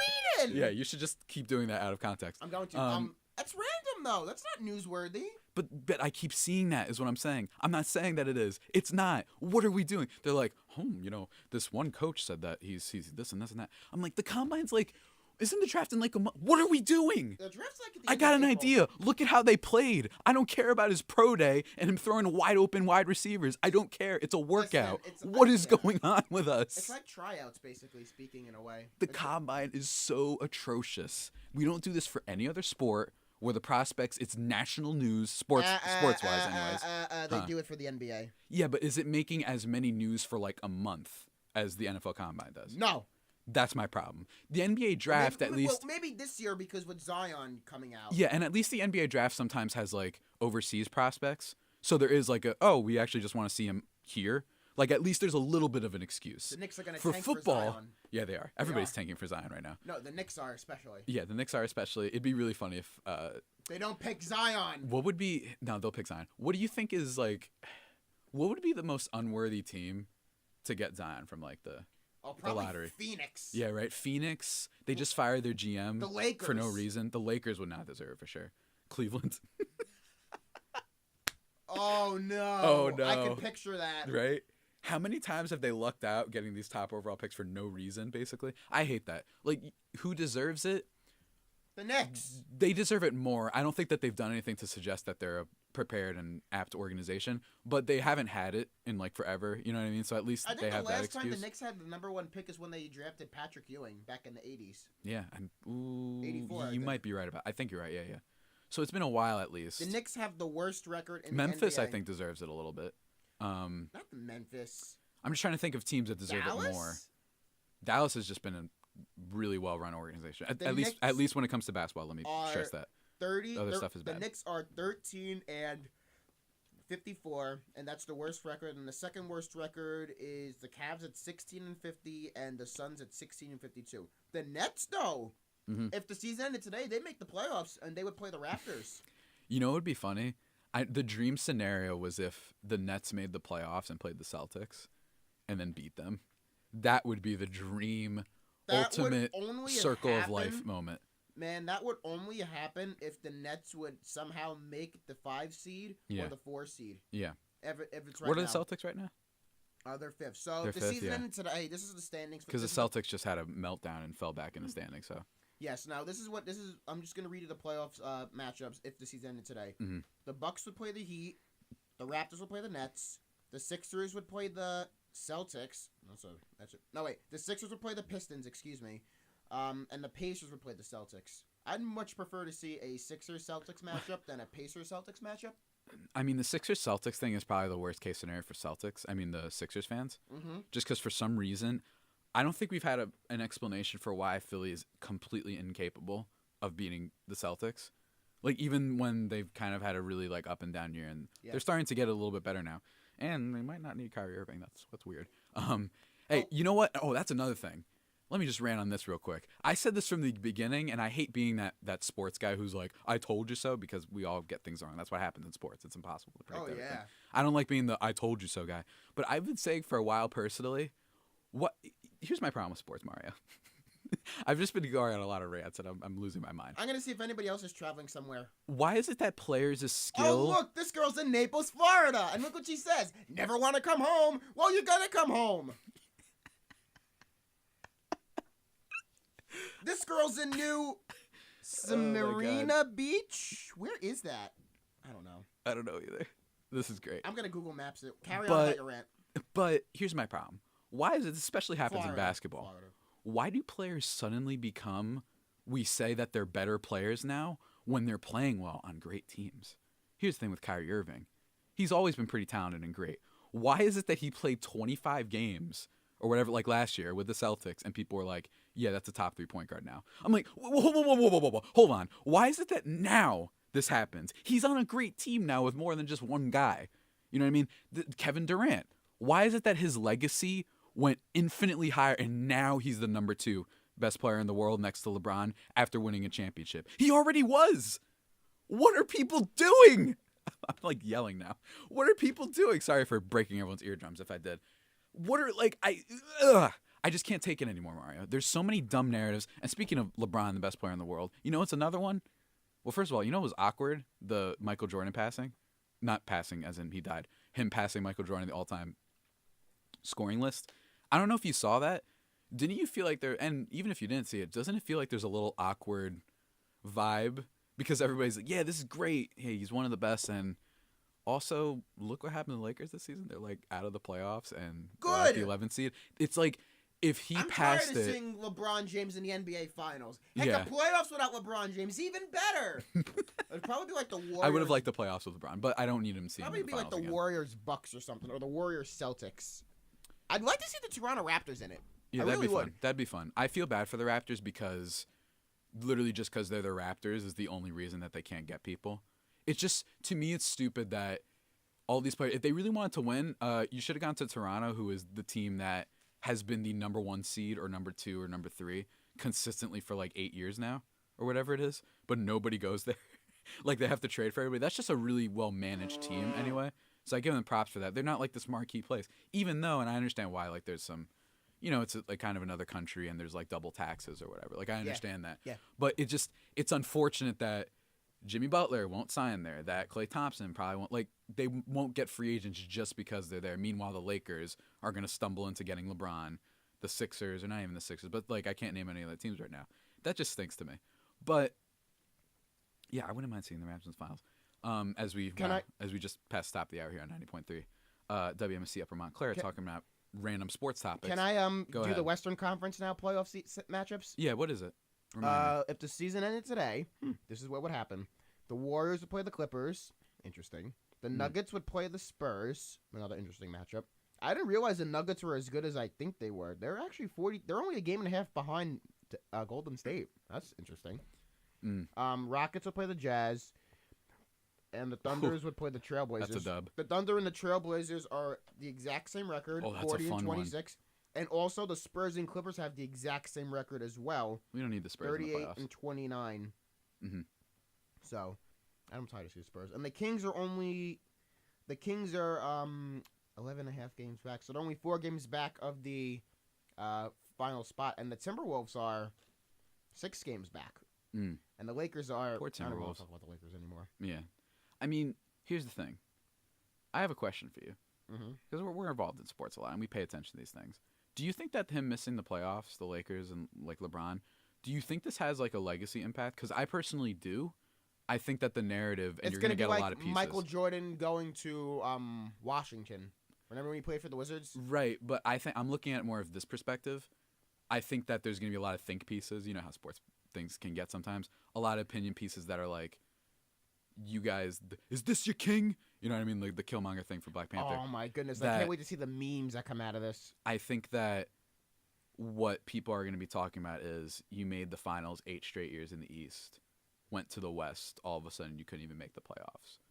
So is it just that I don't agree with this. I think it's incredible that you make the finals 8 straight years. I don't care what anybody says. That's ridiculous. Because bottom line, there's at least got to be like 2 other teams to get through. Even if the rest of the conference is pretty bad, there's at least like 2 or 3 good ones. But I do think that there's an impact there. And also the public kind of display of them basically trying to trade their entire team for Anthony Davis. And also another kind of a take. I would have accepted that trade if I was the Pelicans. The reported trade, which was like Josh Hart, Kyle Kuzma, Brandon Ingram, Lonzo Ball, and a first for Anthony Davis. You know why, Mario? Because I like getting players. That's what I like to do. Why are you trusting the Celtics? Because that's what they're doing. They're holding off because they think that they can get Tatum for him. Breaking news. Mario, we've been watching this for a while. When have the Celtics ever suggested that they were going to comply with giving up some of their best assets or something? They have never done that. Celtics fans keep talking. They were going to get Blake Griffin. They were going to get Paul George. They were going to get Anthony Davis. They were going to get DeMarcus Cousins. They most certainly are not. And they basically swindled the Cavs for Kyrie and got, with the Isaiah Thomas and first-round pick trade and all that stuff. When have they ever suggested that they're going to give you what you want? They never do that. And especially with the potential that Kyrie leaves, they're not going to give you Tatum. Sorry. So congratulations to the Pelicans on getting Marcus Smart and 2 first-rounders for Anthony Davis. That's what's going to happen. Sorry. That's exactly what's going to happen. Or whatever other, and maybe a couple random, team-friendly role-player contracts that the Celtics have right now. That's what's going to happen. And everyone's going to be like, oh, wow, yeah, maybe they should have taken the guys with potential. Take the whole team. I kind of like Brandon Ingram. I like Lonzo Ball's defense and his playmaking. I know he can't shoot to save his life, but at least it's something. And I like Josh Hart and Kyle Kuzma. So where do you think the other Ball brother's going to go? Was it LaMelo? He's going to be a second-round pick to, not Jackson. LeVar Ball thinks he wants to go. I think Phoenix, they said he wants him to play. Yeah, whatever. I don't care about LeVar Ball. I've had enough of him. Now, I do wonder about this, though. What? With the LeBron situation. Now, I've been of the opinion also not to do the I told you so thing. I'm personally, I think it's Jordan for the GOAT conversation, but more importantly, I don't care about that. Why do we have to have this now? This is driving me tired of doing that arguably as insane as the NFL Combine. Why is it that ever since the finals, honestly, this past year, that's when it started ramping up more? Why is it that, actually, more when he beat the Warriors, actually, I would say. But bottom line, why do we have to do this conversation now? You know what I mean? Why can't we just wait for his basketball career to end? Because what if, Mario, this whole Lakers thing is a disaster and his career tanks? That impacts the conversation, doesn't it? Oh, heck, you know what yeah, I mean? And we're talking about the greatest player of all time. Why do we have to do this now? Why? I don't understand. I hate this so much. I'm like, hey, and people are like, and what's the other thing is, it's like you have to be all in on one side. You know what? This actually be a good idea to go on Instagram Live right now. Do whatever you want, man. I'm gonna do whatever I want. I know you got that big Instagram following, so I appreciate it. I'm gonna do it right now. You have 80,000 followers. Mario knows everybody on campus. You know what? It's true. like one of my favorite subplots about the radio station. Everybody I know here, you know literally everybody. You know, it's hilarious. Here's the thing about Mario. that. Yeah, go in. Here's the thing about that. People like to call me the mayor of Montclair, and I kind of don't like when people do that because of the fact that I don't. That bothers me a little bit. I don't know everybody on this campus. Mm-hmm. I don't. I know a decent amount of people, but I don't know. You don't like to flex. Everybody under the sun. Right. You know what I mean? Yeah, you don't like to flex. I appreciate that. You know what flexing? I mean? Yeah. Oh, one time. Oh, like this. One time I was out with Rocky, and we were doing we were advertising Halloween or something. Right. And I'm like, oh, we're flex dollars. You get it? You get it? I hate you so much. No. That was I'm awful. We're Red Hawk dollars. Yeah, I know. And now we're flex dollars. Isn't that just grand? I really like your Rocky on the Street things. I'm not just saying that to kiss up or whatever. I actually watch them when you put them out. There is a new episode on Wednesday. Wednesday? Yes. Ooh. It is about residence life. Ooh. Appropriate. Somewhat appropriate. Really? Somewhat. Just because for all the people that are wondering. Yeah, especially, housing. I didn't know housing selection was happening already because of the fact that I'm graduating and you are too, and we don't know about it. So I didn't know until I saw people putting up oh, who's going to be in the village next year? Village about to be lit. That's definitely how people say it too, for sure. Village about to be lit. With so many T's. Are you in the village too? No, I live in Russ. I live right here. That's why I like Russ so much, because I'm right here. I don't have to take a shuttle. I don't have to walk much. Right. And it works out when I have to work for the women's lacrosse team. I just walk right to Panzer. Yeah, you know what I mean? That's dope. But yeah, I just think that man, I've had enough. I've had enough of the GOAT conversation. Can we just wait? And I'm not saying this now because of him missing the playoffs. I've been saying this personally for a while. It's just my belief. Let's just wait. I think we can wait a little bit, guys. It's not going to kill us. Just wait. Please. Why do we have to do this now? And also, you know my other prediction? I think when that Jordan doc comes out, like the 6-part 30 for 30 that they're working on. Do you think they're gonna do something like that on LeBron James? No. I think that you're going to get a lot of people who are fake and then be like, see? Jordan's the best ever. I've always been saying it. I think there's going to be like that bandwagon Michael Jordan moment. And he definitely wants this, by the way. Michael Jordan, I know you're listening out there. Obviously, he's listening. He's not. Obviously, he's listening. I know what you're doing. I know that after the whole GOAT conversation came out, you were like, release the tapes. You know, he's like, release the tapes. Let's remind people. That's probably why they're doing this. this. Yeah, he definitely was like, hold on, let me remind people. And I appreciate like the petty, like, I want to be still the best of all time. My personal, between the two, I just think the conversation's dumb. I hate the NFL Combine. I also hate baseball. Just to touch on that for a little bit. I hate it, Mario. Why? Says the Yankees fan. What are we doing? Here's the thing with baseball. First of all, it's a tired sport. That's no doubt. I love baseball, but like it's tired and it's. You just said you hated it. I love it, but objectively, I have no problem with people who are like, this is boring. I have no problem, and I get it 100%. Because I've been watching ever since I was a kid with my dad, who's a big Yankees fan, and my mom too. But this sport. Now, my take has always been, I don't think the length of the game is as much of a problem as the length of the season.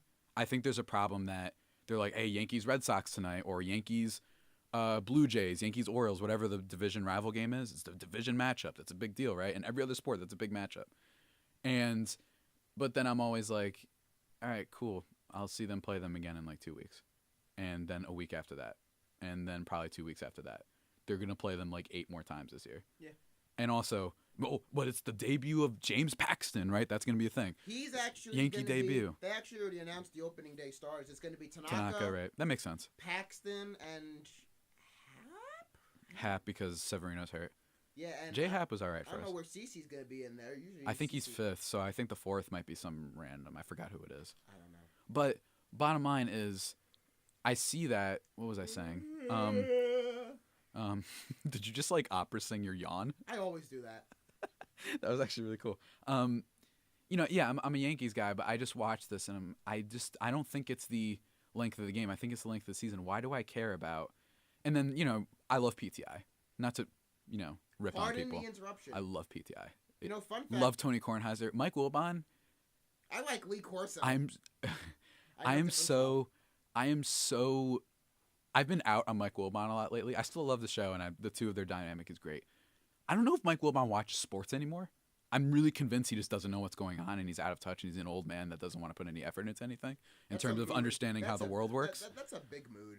Because it's like, first of all, he's always like, and these millennials, they don't have the patience or the thing. And I'm like, okay, let me explain something to you. How about you try convincing a kid, hey, you want to watch a new movie from your house or play video games that are new? Or do you want to watch the Yankees play the Red Sox for the 15th time this year? Red Sox get old. Yeah, all right, so I'll use like Yankees Orioles, all right? Or do you want to watch that for the 15th time this year? Instead of spending your time on actual interesting experiences. It depends on the circumstances. Yes, of course. You already know. But in general, there's so many other things you can be doing, and I watch baseball a lot, probably too much, but sometimes I'm like, yeah, I'd rather just, there's going to be more games. There's 140 more games this year. I can wait. I don't need to watch this right now. Wake me up when it's September. When September ends, too. Shout out Green Day. And I just can't stand, that was awful. That was awful. Oh, God, my Instagram viewers just saw that. Sorry. I'm okay. Yeah, he almost coughed up a lung over there. And I just can't, I get it. And then he also has that awful Jacob deGrom take where he was like, you know what? When did winning stop mattering in baseball? And I'm like, hey, Wilbon, how about you use that brain I know you have? He's smart and he's great. It's really simple. Hey, dude, wins are the most meaningless stat in the entire, in all of sports right now. They literally don't mean anything. If DeGrom, I think the stat was out there, you might be familiar with this. If he got 3 runs or more of support, he would have won 20 games this year. That's how good he was. It's easy to win 20 games. And it doesn't matter. You should look at quality start, which is 6 innings, 3 runs or less. Yes, that's quality start. That's it. That's all that matters. Drew Hutchison had an ERA of like 5.6 one year and won 17 games because the Blue Jays were nasty. Wait. What is the old? Oh, Wins mean nothing. I hate sports. I think that's my new thing. I think I hate sports, Mario. I'm leaving. I almost fell out of the chair. You okay? First the coughing. Now I almost fell out of my chair. These viewers have like a. I hope I'm making these Instagram live viewers like gay because I'm just making a fool out of myself. Not like I already make a fool out of myself here, but Yeah, that's fair. People get paid to make fools out of themselves. They I was do. just at Temple last weekend. They do. I met Oh, Gritty. really? Gritty's great. Okay, I like sports again. The Gritty's great. I love Gritty. Gritty is. Hold on with me. I made this analogy with my friend the other day. I love my grandmother too. Gritty started out as being this absurd thing, right? And everyone's like, what is this? It doesn't make any sense, this blob orange thing. And then it kept going, and they kept running with it to the point where everyone's like, all right, you know what? I'm kind of in on this. They're just kind of running with the fact that it's insane. You know what that reminds me of? The Fast and Furious franchise. Something that's crazy and decided to just keep tripling down on its craziness. You know what I mean? To the point where everybody's in on it, and they don't care that it's totally unrealistic in every way. You got it? Yeah. You like that one? Why were you looking at me all weird? You okay? You look like you're about to have like a stroke. I know. It's spring break. Yeah, we're happy out here, I guess. But yeah, that's it for sports talk. Really, that's all I want to bring up. I hate the NFL Combine. I hate the Michael Jordan versus LeBron discussion. I hate Mike Wilbon sometimes. I hate you. She brings up grandma in this Instagram thing. A funny story. Someone posted a picture on Facebook last night of my grandmother when she was like younger, like back in like the early 90s before my grandfather unfortunately passed away. So I think that's kind of, it connects in a way, you know? Yeah. I miss my grandmother. I do sometimes. You know, she'd be so proud of me right now, viewing what I am. Oh. And, you know, it just, she always loved me. She's always so proud of me. And I don't know why I'm starting to tear up, but, you know. I'm proud of you too, bud. You know, looking down at me right now, doing what I'm doing, and just like, you know. I can relate. Yeah, I feel you. I miss her sometimes. I really do. Like, I miss some of my family she too. unfortunately had dementia, when in her later years, and just seeing now Tom Seaver, who just got diagnosed with dementia. Right. So it's kind of sad to see that in a way. Yeah. It's just a terrible disease in a way. And Yeah. I'm just. For sure, man. Yeah. I feel you. But yeah, we're gonna take a little bit of a break on that note and talk about some happiness. I'm gonna talk about Captain Marvel, my thoughts on that. And Mario can stay if he wants, or he can go rent his equipment. Mara's gotta go pick up the cage. All right. Pick up the equipment at the cage. All right. I respect that. Do you, man? It's been real. I've actually had fun here on the digital dash. The digital dash. I'm glad you had fun, man. It was great having you on. It's always great being here. Mm-hmm. I'm hoping before the semester ends, I could have Mario's Monday Mojo back. Ooh, for like a special like return of the final Monday, a Mario's Monday Mojo, because I want to start. I want to end the way I finished. I'm sure Annabelle would have let me do it. I respect that. It's just a matter of you getting. No, it wouldn't be a matter. It'd just be a matter of the 1 o'clock DJ on Mondays, which is Paul, and he's not here. I could actually did it today if I wanted to. If we didn't have to do it, well, we don't have to do the project until 5:30, so like, it don't really make a difference that way. The Red Sox. Do you think the Red Sox are going to repeat as World Series champions again? Those Boston Red Sox. No idea. I've actually always wanted to go. I've always wanted to go up to the city of Boston, just to like experience like some different kind of culture in a way. You know, I've never been up there. I heard it's always cold up there. Yeah, it is. I don't know. I've been there once. It was fine. Been there once? Yeah, it was fine. I want some authentic New England clam chowder. You know what I'm feeling? I feel that. So I apologize for getting emotional there. It's all good. It's all good. It kind of took me off guard. I was a little bit surprised. Yeah, I could be like that sometimes. Hey, I feel that, man. It'd be like that sometimes.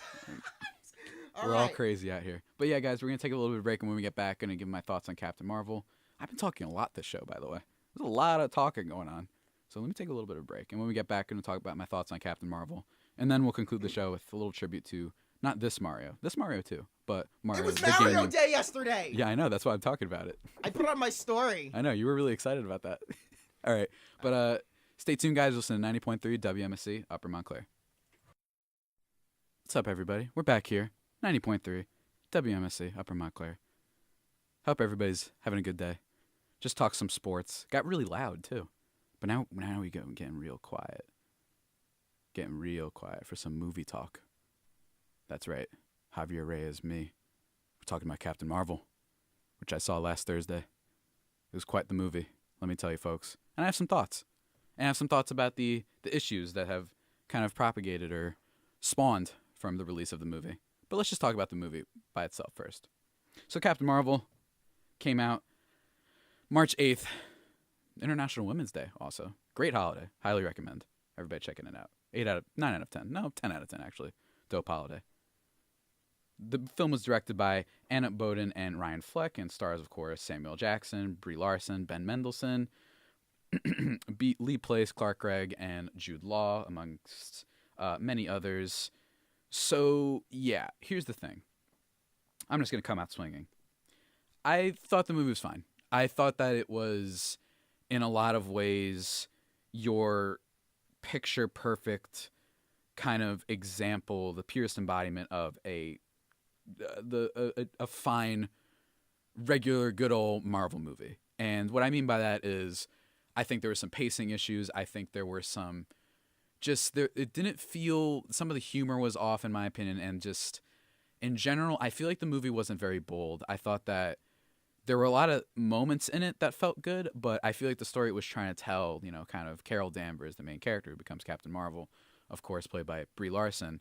I thought that her plight and her story and this empowering type of backstory that she has, and what I mean, always being counted out, and the whole gender stuff and whatnot, that's alluded to a little bit in the movie without being preachy, which I think is actually really quite good. Actually, I like it when movies talk about these issues in ways that don't feel overbearing and too in your face, but more of just a show and tell type of thing, and it works a lot in that respect. So I do commend it for that. I just felt that there were a lot of moments in this movie, especially towards the kind of the middle act, that didn't feel nearly bold enough. When it finally gets going, it is cool to see. Let me just run through some of my pros, I guess. First of all, Brie Larson and Samuel Jackson, both of them I thought were awesome in this movie. I thought they were really good performances. I don't think they were as good as they could have been. I thought Brie Larson was, and a lot of, like I was saying before, the movie didn't feel bold enough. It felt like they didn't let her be almost as charismatic as I think we all know she can be. I thought there were scenes in the movie, especially early on, and they taught, her character is literally supposed to be the one that's always making jokes and stuff like that. And I didn't see it all the time. And I thought that there were just moments where it was like, oh, here we go. They're starting to just let them do things and let them do weird stuff and have weird, quirky dialogue moments. And then they just don't, and then they move on. And then it felt almost kind of robotic at times. It almost felt like, all right, let's hit this note, origin story time. All right, here's this part. Here's the twist part. All right, there we go. Yep, okay, she gets depowered. Okay, all stuff. It just didn't feel as imaginative as I thought it could have been. You know what I mean? I thought that a character like this, who, to be fair, is pretty relatively not well known. You know what I mean? It's kind of a mystery when it comes to the whole comic book world. I know that she's had more comics, and Marvel's definitely been promoting her more over the past few years, ever since the movie was announced, really. They have her featured in more games, more prominently in games, more in comics. I mean, in games, I remember when they announced Marvel vs. Capcom Infinite, they actually had, in the teaser trailer, they had, Ryu fighting, I think it was Iron Man, and then someone else shows up, and then Mega Man shows up, which was pretty cool. And then it turns into Iron Man, and Captain Marvel is, the second person that they reveal, which is cool. They're showing you, they're trying to make her more prominent. Ever since the movie was announced, really, with Brie Larson starring, especially coming off that Oscar win. But it feels like there's just moments in this movie. And another thing that I would say, though, is it definitely takes some inspiration, I would say, from a little bit of Captain America, a little bit of Guardians, only when it comes to kind of the soundtrack and the nostalgia vibes it occasionally hints at, because this movie takes place in the 90s. It's kind of the beginning of S.H.I.E.L.D. and all that stuff, and Nick Fury kind of building up that organization and whatnot. Still in its early stages. It feels nostalgic in some ways, you know what I mean, with the computers, and there's some really humorous scenes that involve those. But people say it's super, my friends were saying, it really reminded me of Guardians. I think it reminds me only in the slight. It's a little tint, a little splash of Guardians was in there. A little bit of Captain America when it comes to the story of kind of this military-ish background and people counting you out and stuff like that. That's a little bit relating to the Steve Rogers character.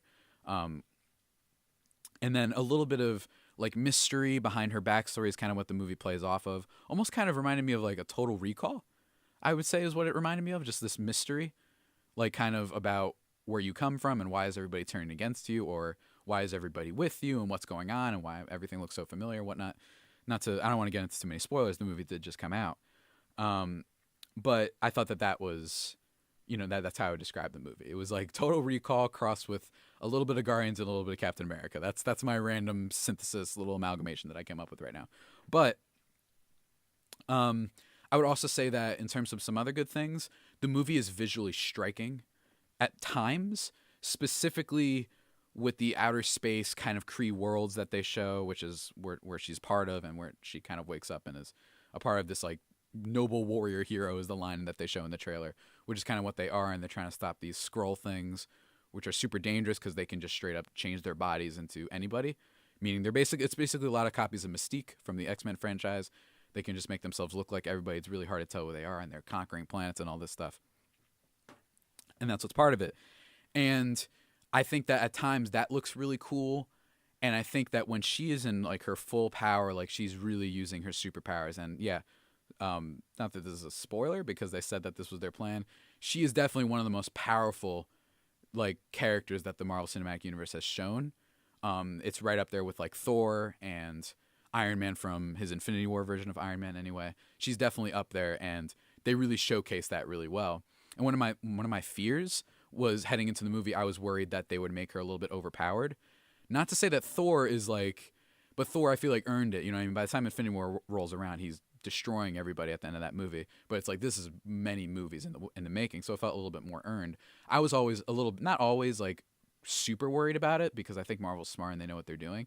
I was a little bit concerned that maybe this movie comes out and she's just a little bit too, and we'll have to see what happens in Endgame, that her power level is so high that they do something like the Justice League, where literally the entire team is completely useless and all they need is Superman. She's clearly going to play a big role. She's going to be the trump card in Avengers Endgame, which is fine. That's cool. I like that, actually. It's really cool. I'm excited to see what they do with her in the movie, and they definitely have an end credits scene that everybody should probably stay, and by now, to stay after the credits and wait for that. But I think that they did a good job at kind of making it feel earned. It doesn't feel like she certainly doesn't start out all powerful. That's one of the things in the movie is she's kind of working herself up to that level. But by the end and seeing what she can do, and they've teased it in the trailers, it visually looks pretty cool. Seeing her use her photon blast and all that stuff, it's visually like really impressive at times. And I like the nostalgia vibes of it, just from the cars that they use in the movie. It feels very old school, and it feels almost buddy cop to a degree, not to a lot, but to a degree. And another thing I would say, by the way, and I mentioned the after credits, there's also a nice Stan Lee tribute before the credits, like before the beginning of the movie. Really nice to see that. Of course, Stan Lee passed away, and you knew that they were going to do something, and they're probably going to do something in Endgame as well. And I can't wait to see what happens with that. But yeah, it's a solid movie. Like there isn't anything overly wrong with it. The problem is that the plot is fine. It works. I think that it works. However, I think one of the problems is that, like I said, it's very by the numbers and kind of formulaic, where it's a little bit predictable. And this is a slight spoiler for people who haven't seen the movie. I think that just based on what we know about previous Marvel movies, just seeing certain characters, you kind of have an idea of where things might be going. I'm going to leave it at that because I don't want to spoil anything, just in case people are casual Marvel watchers or something like that. But if you've seen the other Marvel movies, there's some familiar faces that are returning. You know what I mean? And because of that, it might give you a heads up for what might happen in the future. You know what I mean? And what's going to develop over the course of the movie. So in that sense, it's a little bit predictable, and I thought that was unfortunate. You know what I mean? And that might be a result, actually, because there's been a lot of reports over the years that Captain Marvel was actually planned to be introduced during Avengers Age of Ultron, which came out a while ago, which would mean that some of these problems I have with it being a little bit predictable based on what we know about these characters maybe that's one of the reasons that they weren't originally going to plan it as such. But hey, stuff happens. And as much as I love them, another complaint I have, as much as I love them, and when they are on screen together and playing off of each other, the chemistry between Brie Larson and Samuel Jackson is probably the best thing about the movie. However, I wanted more, and they don't give that much of it. Every time I feel like I wish that it was just those two for a lot longer. I wish it was more buddy cop, more just the two of them running around more than it was.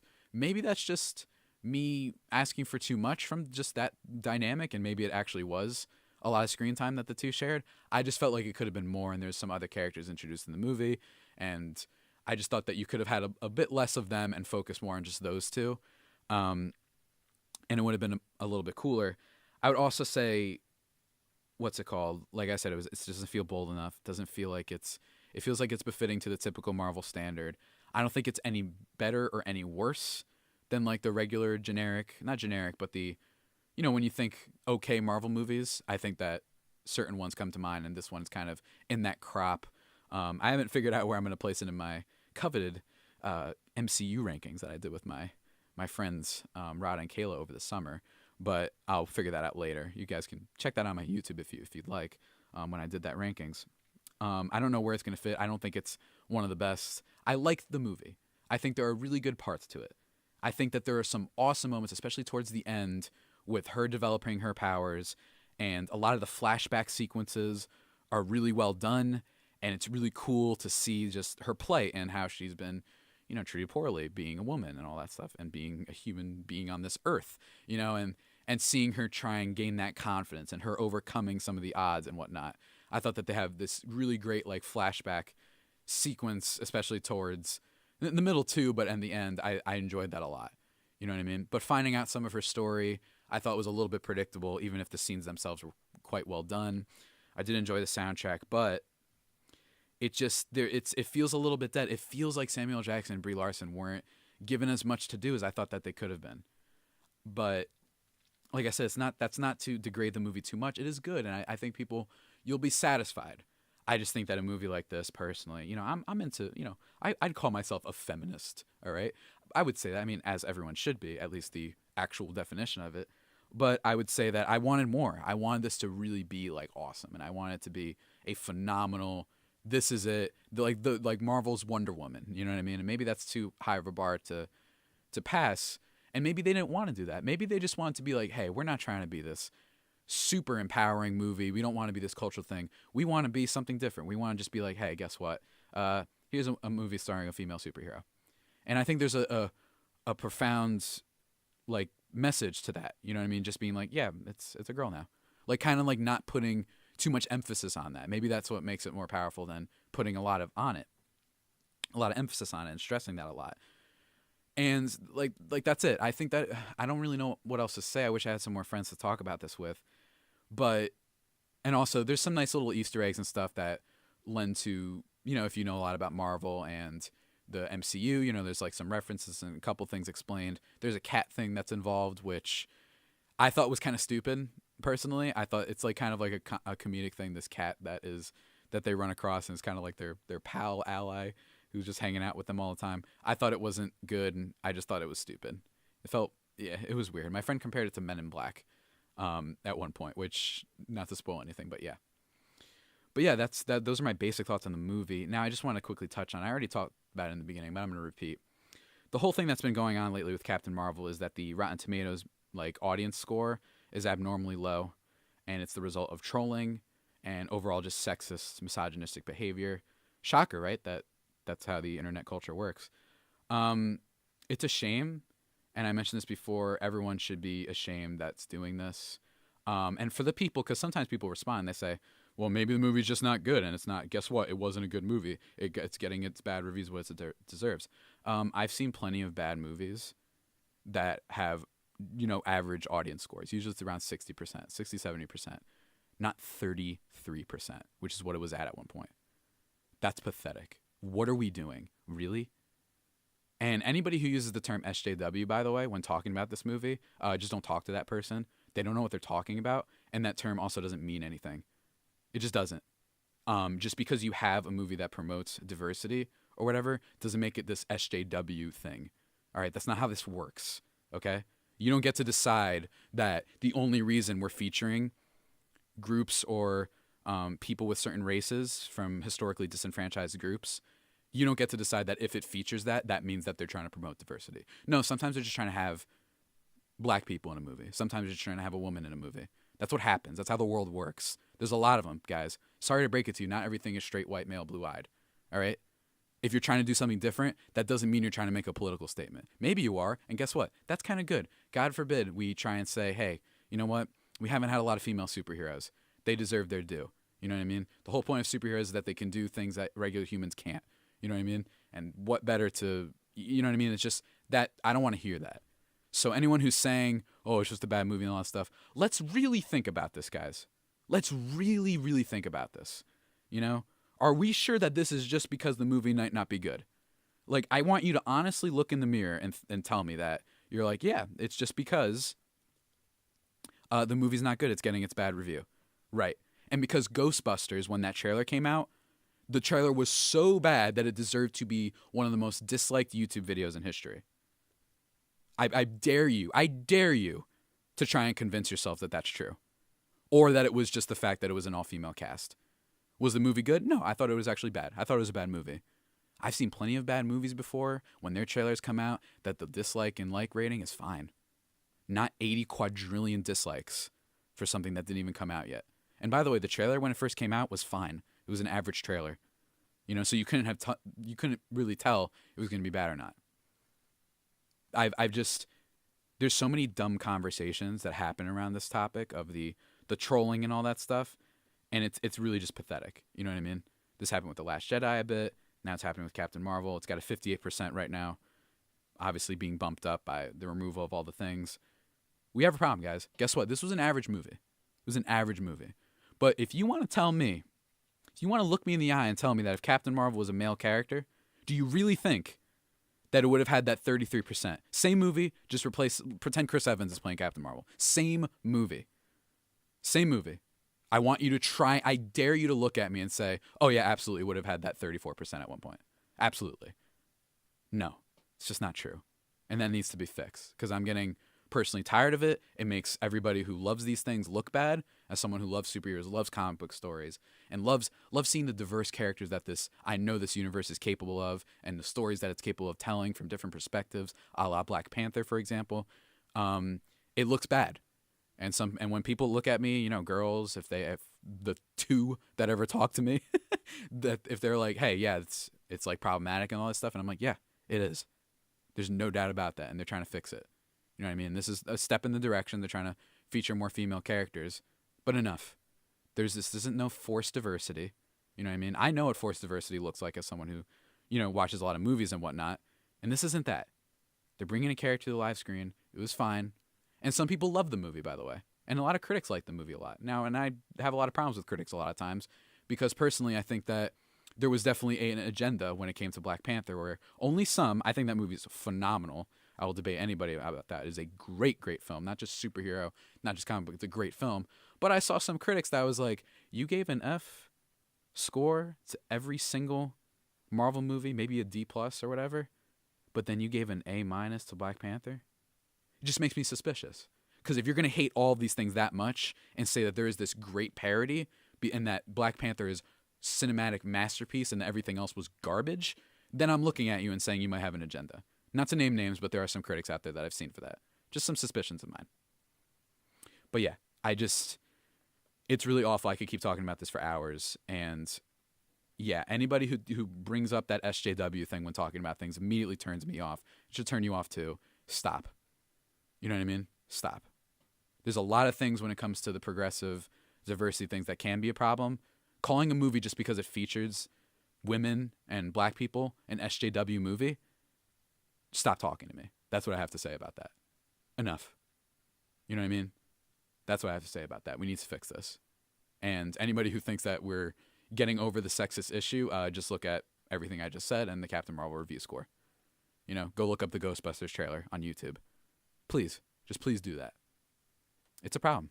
And I don't know if it's going to go anytime soon. And it's a shame.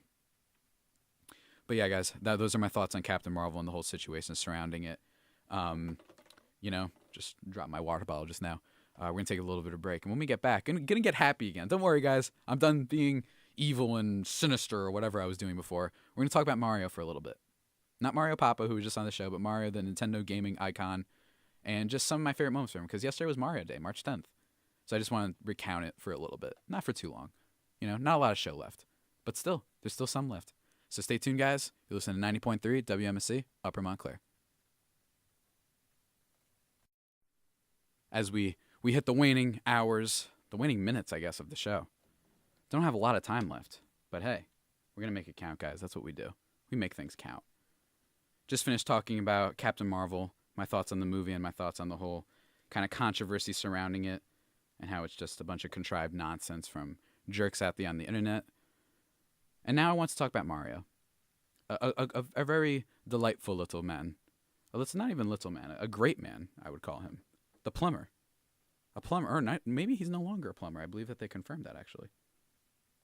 Yesterday, everybody was March 10th, otherwise known as Mario Day. And Mario Papa mentioned that before, that he was happy about that. I just thought it made sense for me because of that to just talk about Mario for a little bit. Really, we throw a lot, I was mentioning before, about GOAT conversations and how I can't stand the Michael Jordan versus LeBron one. I feel like that one's not done yet. You know what I mean? And while Mario isn't done, he's still putting out games. Super Mario Odyssey came out. Mario Tennis Aces. A lot of cool stuff coming out. Super Smash Brothers he was in. He's for me, he's definitely the GOAT. You look at the course of gaming history, and Nintendo, which is probably why they have a little bit of a media bias, in my opinion, and media is a little bit biased against them because of what they did. They really were the ones who saved the gaming industry. They're the ones who, in a lot of ways, were a big pioneer. Mid to late 80s, people were wondering if video games were going to exist anymore because they weren't doing well. And along came that little title, Super Mario Brothers. It's where it all started, And I always think about this, will anything ever be in gaming? Will anything ever match the stature of Mario's greatness? I might even write about this one day, I'm just curious about it because I don't think anything ever can. I thought that the only other property that I can think of that has the same cultural impact and level of influence that I can think of is maybe Rockstar Games in general with the Grand Theft Auto franchise. That's a huge franchise, but let me tell you, it ain't no Mario. Everybody knows Mario. A lot of people know Grand Theft Auto too, don't get me wrong. And this isn't about just money and how much money games make, because obviously Grand Theft Auto would be the biggest. Grand Theft Auto 5 is the highest selling entertainment product in history. It's the most profitable thing ever. There's no doubt. But I would say that Mario just has that legacy, and he's had so many games, and he's translated into so many different types of games. You got RPGs. Underrated franchise, by the way. One of my favorite Mario titles is Mario and Luigi Partners in Time for the Nintendo DS. I got that a long time ago.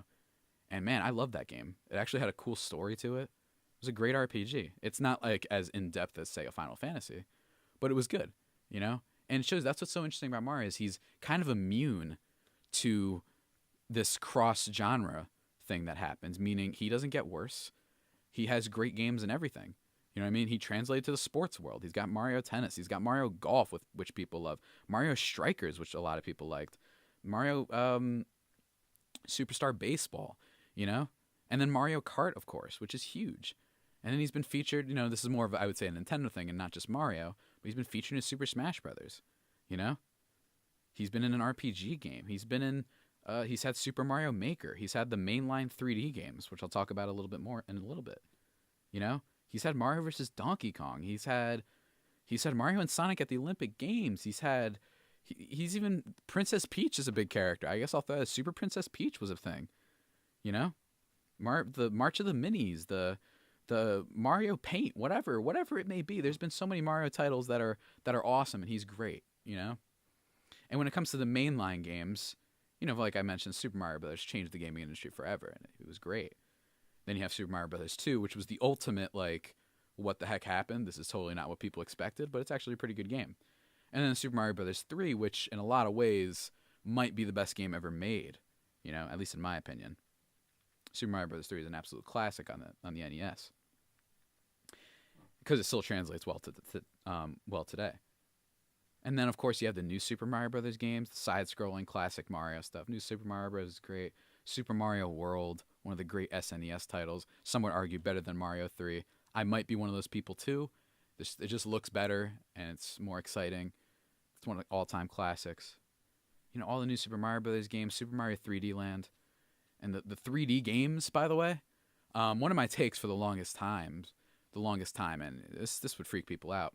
My favorite mainline Mario game is actually Super Mario Sunshine, which in a lot of ways, in terms of the 3D games, people would say are Super Mario 64, Super Mario Sunshine, Super Mario Galaxy and Mario Galaxy 2, and then Super Mario Odyssey.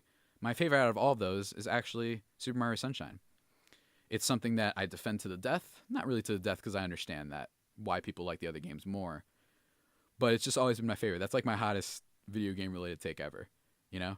And personally, I think Mario Odyssey was slightly overrated. I don't think it was a masterpiece. It got too many 10s for my liking. I thought it was great. I thought it was more of like a 9, maybe 8.5 to a 9. I didn't think it was absolutely masterful, though. It was great, though. It was a great game. And I think that Sunshine just had a vibe to it, man. It just had this vibe of the islands and the worlds to it. I love the shadow world levels, which is when you have that flood thing taken away from you. I appreciate that they tried to innovate on the game. You know what I mean? Coming off of Super Mario 64 for you to try and add this wrinkle with the flood hover suit with the water and all that stuff. For you to add that, it's really bold for you to try and change up the formula. But there's still plenty of great platforming, and it's just different. You know what I mean? And I like the vibe of that game. But it really is a personal taste that I can't really defend to the death. You know what I mean? I understand why people think the other ones are better. And Mario Galaxy is a perfect game. It's a perfect 10. Both of them. Those games are masterful too. The soundtrack, the visuals, the imagination on display. You know, Mario really is the greatest. And, you know, that's what's so funny is that out of all the games, my two favorite would probably be Super Mario Sunshine and Mario and Luigi Partners in Time, the RPG for the DS. Those are actually my favorite Mario games, which is a take. I know, it's a take. I haven't played all the Mario games, to be fair. You know? I played most of Galaxy 2, but I never got to completely finish it and spend all my time with it. But it was great, no doubt, and I played the first one, and the first one was phenomenal. You know, I haven't played everything. I haven't played Mario and Rabbids Kingdom, which apparently was pretty good. This, like, turn-based tactical strategy game, like the XCOM and the Civilization, those type of games, like, similar, at least. Final Fantasy Tactics, stuff like that. You know, I haven't played them all, but man, because I keep thinking about it, it's like Mario is just always going to be there, and I always appreciate that, man. He's just the greatest. I didn't really have any other ideas to say about this topic. I just thought it made sense to pay tribute, to pay homage to this legendary figure that we are so lucky to have. You know? Just shout out to him. I'm really good with Dr. Mario in Super Smash Bros. Melee, by the way. That's my main. Love Dr. Mario. I love the doctor. Love saying for people to take their pills as I throw the pills at them and stun them and do all this stuff. It's really great. But it's yeah, I always wonder, like, you know, just the future of Nintendo. You know, sometimes I wonder, are they going to be okay? Are they too top heavy? I wrote about this in the Montclarian where I was like, you know, maybe they need a new franchise. Mario can only take you so far. And yeah, it was a system seller for the Switch, but man, you know, with the things that Sony and Microsoft are doing, with the publishers they have good relationship with, and the technology and just the tech that they have to display, and just the graphical fidelities and the gameplay possibilities that they have. At one point, will Mario ever become old-fashioned? I wonder. You know, will it ever become too antiquated? Or will it just be known as this great, high-selling thing that everybody can play? And, you know, it's not too deep. It's not hyper-realistic. Definitely not hyper-realistic. It doesn't have this engaging, cinematic story. But it does have, and that's what's funny about Mario, is it's never been a story franchise, at least the mainline games. And nobody minds that. Nobody minds the fact that it's just simply just trying to save the princess, the end. You know? I like that. I like that that's basically it. And that everybody's in on that. You know what I mean? It's a tale as old as time. You know? And that's really great. But yeah, I'm excited. I want to play Odyssey now that I'm thinking about it. I want to go back and play that game. Super Mario Maker 2 is coming out later this year. That's going to be fun. But yeah, guys, let me tell you, to end this way was kind of cool. It's fitting for the Digital Dash to end with the GOAT, Mario himself. You know, it's really fitting. Because today's episode was a lot of fun. Or today's edition, today's broadcast, whatever you want to call it. It's been great. And I really enjoyed it. And interviewing Clay Enos was great.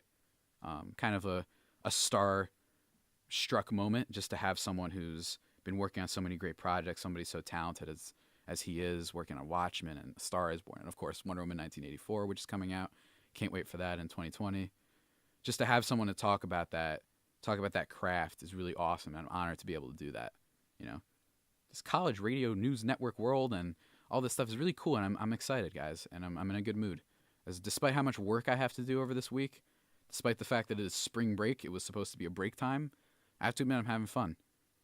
Just with everything that's going on, you know? Not to get too emotional. I don't want to Not like Mario was before. I'm not blaming him. Not blaming him. That's fine. I like to get emotional too. It's just things are kind of looking good, guys. I have to say. I'm excited to be doing this show too. I'm excited for anybody who's listening. Could be one person, could be 100 people. I don't care. As long as I feel like I entertain one person, I feel like that's my job. You know, that's what I set out to do. That's my endeavor that I try to accomplish and whatnot. But yeah, guys, I think that about does it for today's edition, ladies and gentlemen, of the Digital Dash. Remember that you can always tune into the show every Monday from 10 to 1 p.m. here on 90.3 WMSC Upper Montclair or the iHeartRadio app. As always, to close things out, it's Journey with Separate Ways, Worlds Apart. Remember, everyone, never accept the world for what it appears to be. Dare to see it for what it could be. I'm Javier Reyes, and I hope you have a terrific day. See you next time.